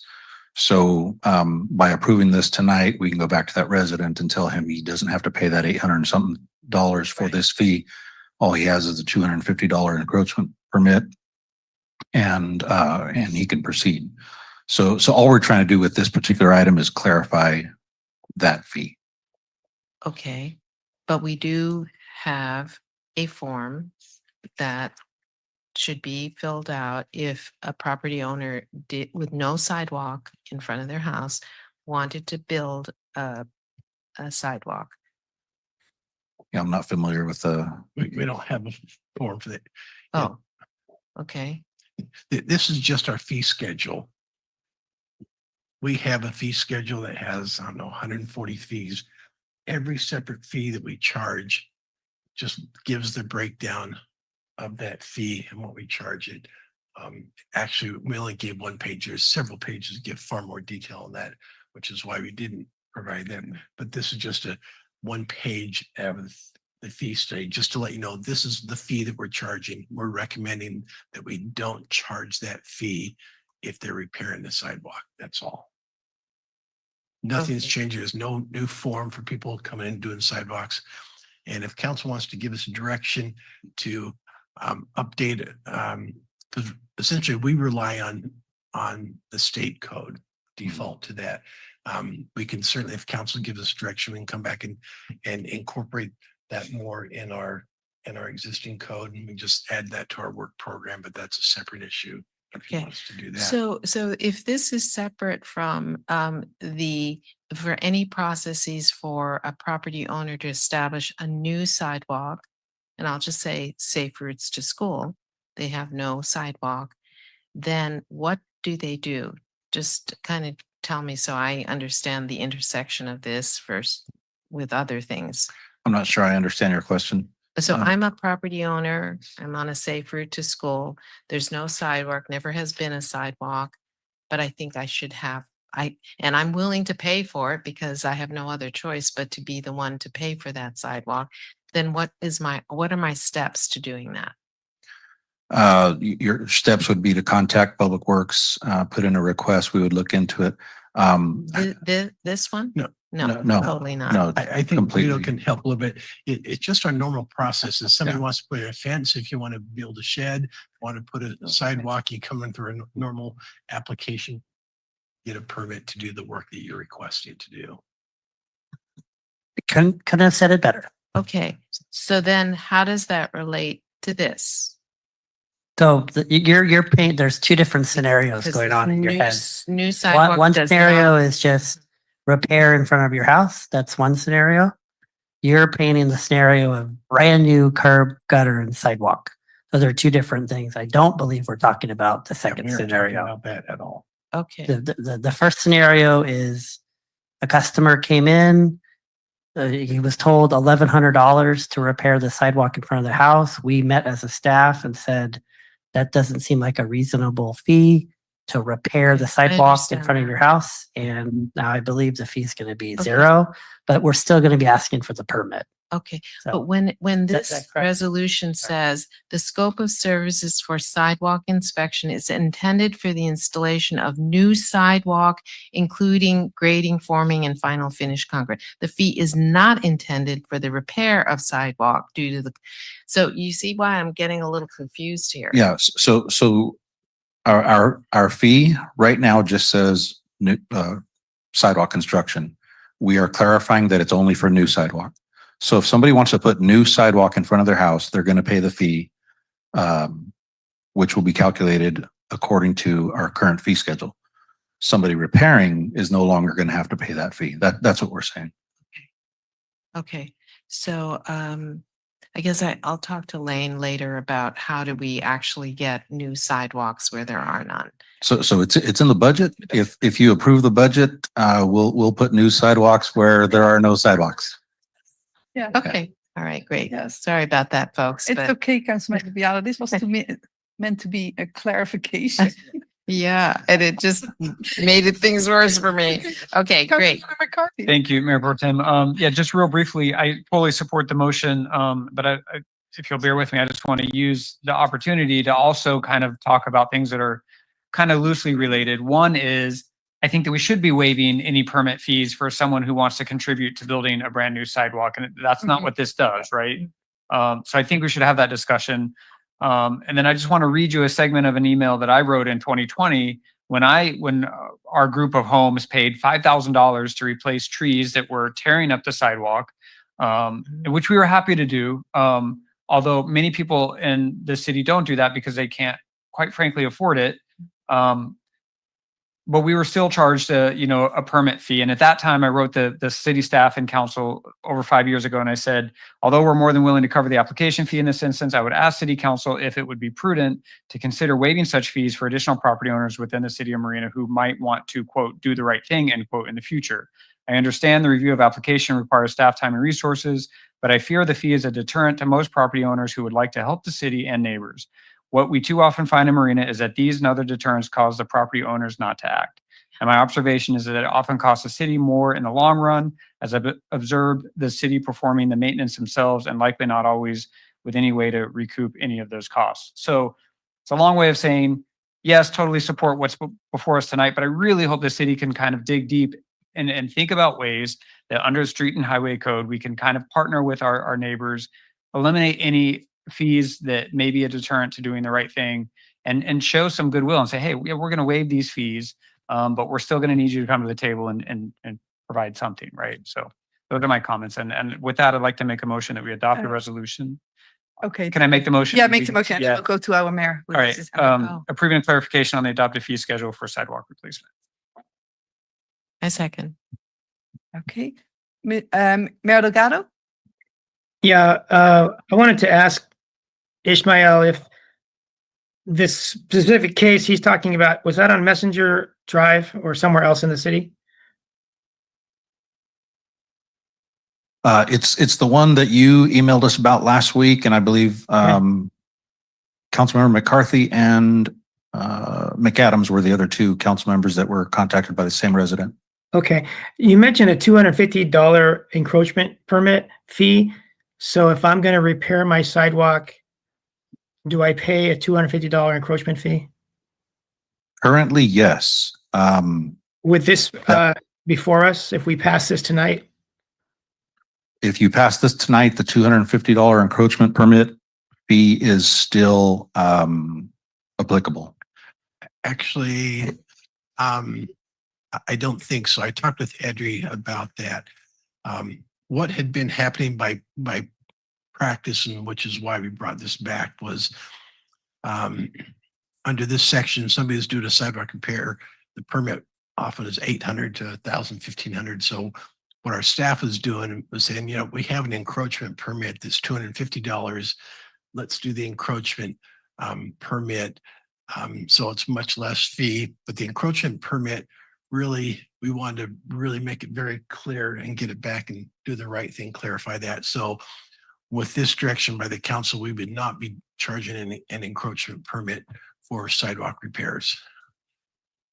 Okay, so the 1,100 that Ishmael mentioned where we started with this particular case would go down to zero if we pass this tonight?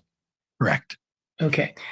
Now, when I observed this case and asked the landowner to fix it, it looked like a grind where you take a grinder and you grind the raised lip so it's no longer a trip hazard. So let's say I have a trip hazard in front of my yard, in front of my house. It only needs to be ground. Or I have 2 or 3 trip hazards. They all need to be ground. Would those be completely would they need a permit? Number one, we're not pouring any concrete, we're just grinding. And then number 2, would there be any fee if there would be a permit needed? No and no. Okay. Thank you Yeah. very much. Yeah. That's good. I don't want to open up another discussion, but the other item in our proposed budget is for sidewalk shaving. That budget is sufficient enough to go through the entire city, shave every trip hazard that is eligible for that type of work. And shaving is better than grinding. Grinding can actually damage the grinder pounds the surface, and so it can actually cause cracks down deep. And then we have the other item to pour concrete sidewalks where we currently have gaps. No sidewalks exist. So yeah, in a few months, this will be a kind of a moot discussion. Thank you very much, Ishmael. Thank you. Thank you. Oh, yes. I also would like to have this passed today so that people know there's no fee. And I would also, I'm very interested in seeing what we can do as a city. I know we're already working on something for people who need to really repair their sidewalks. When I was in San Jose, the city had this was a long time ago, 25 years ago or so. They had a couple of contractors with a fixed price per linear foot. This is all the same bit. So they would send us a letter, say you can choose from these companies. It will cost you this much. You need to pay them. At that moment, they still had a budget, so we got reimbursed 100% afterwards. And later, people were getting reimbursed 50%, then 0. So anyway, but also for the tree, we had a gigantic tree in front of the home. I didn't know we had to prune that, and we needed a permit. I said, okay, how much is the permit? Oh, the permit is free. I said, okay, can I please get a permit? But we had to pay for the trimming every couple of years. Yeah. So it's interesting, and it's good. We did agree tonight. We did approve an agreement with Trip Peppy Smith. And so we can do so much to inform our residents about what they are supposed to maintain or what is our responsibility. Yeah, so thank you. We had a motion and a second. So Anita? Councilmember McAdams. Aye. Councilmember McCarthy. Yes. Councilmember Biella. Yes. Mayor Pro Tem Fisher. Yes? Mayor Delgado. Yes. That's maybe, was it your light still? Or? Okay, okay. That is the next item. Okay, council and staff informational reports. Mr. Mayor, do you have any informational reports for us? No, thank you. Thank you. Councilmember Biala? It's not really an informational. It was a point of order that, can I just do a point of order? Because, we've had several presentations again, and especially the one on Windy Hill I thought was really good, but we don't have the presentations on the dais. So I'm going to remind everybody again that I like the presentations on the dais if we don't have it ahead of time. Thank you. Okay, staff has heard your request, I guess. So this was it. Wow, we're adjourning this meeting at 9:32 p.m. Thank you all very much for having been here. Yes. Good night, Bruce's mom. Yeah. She's supine at this point.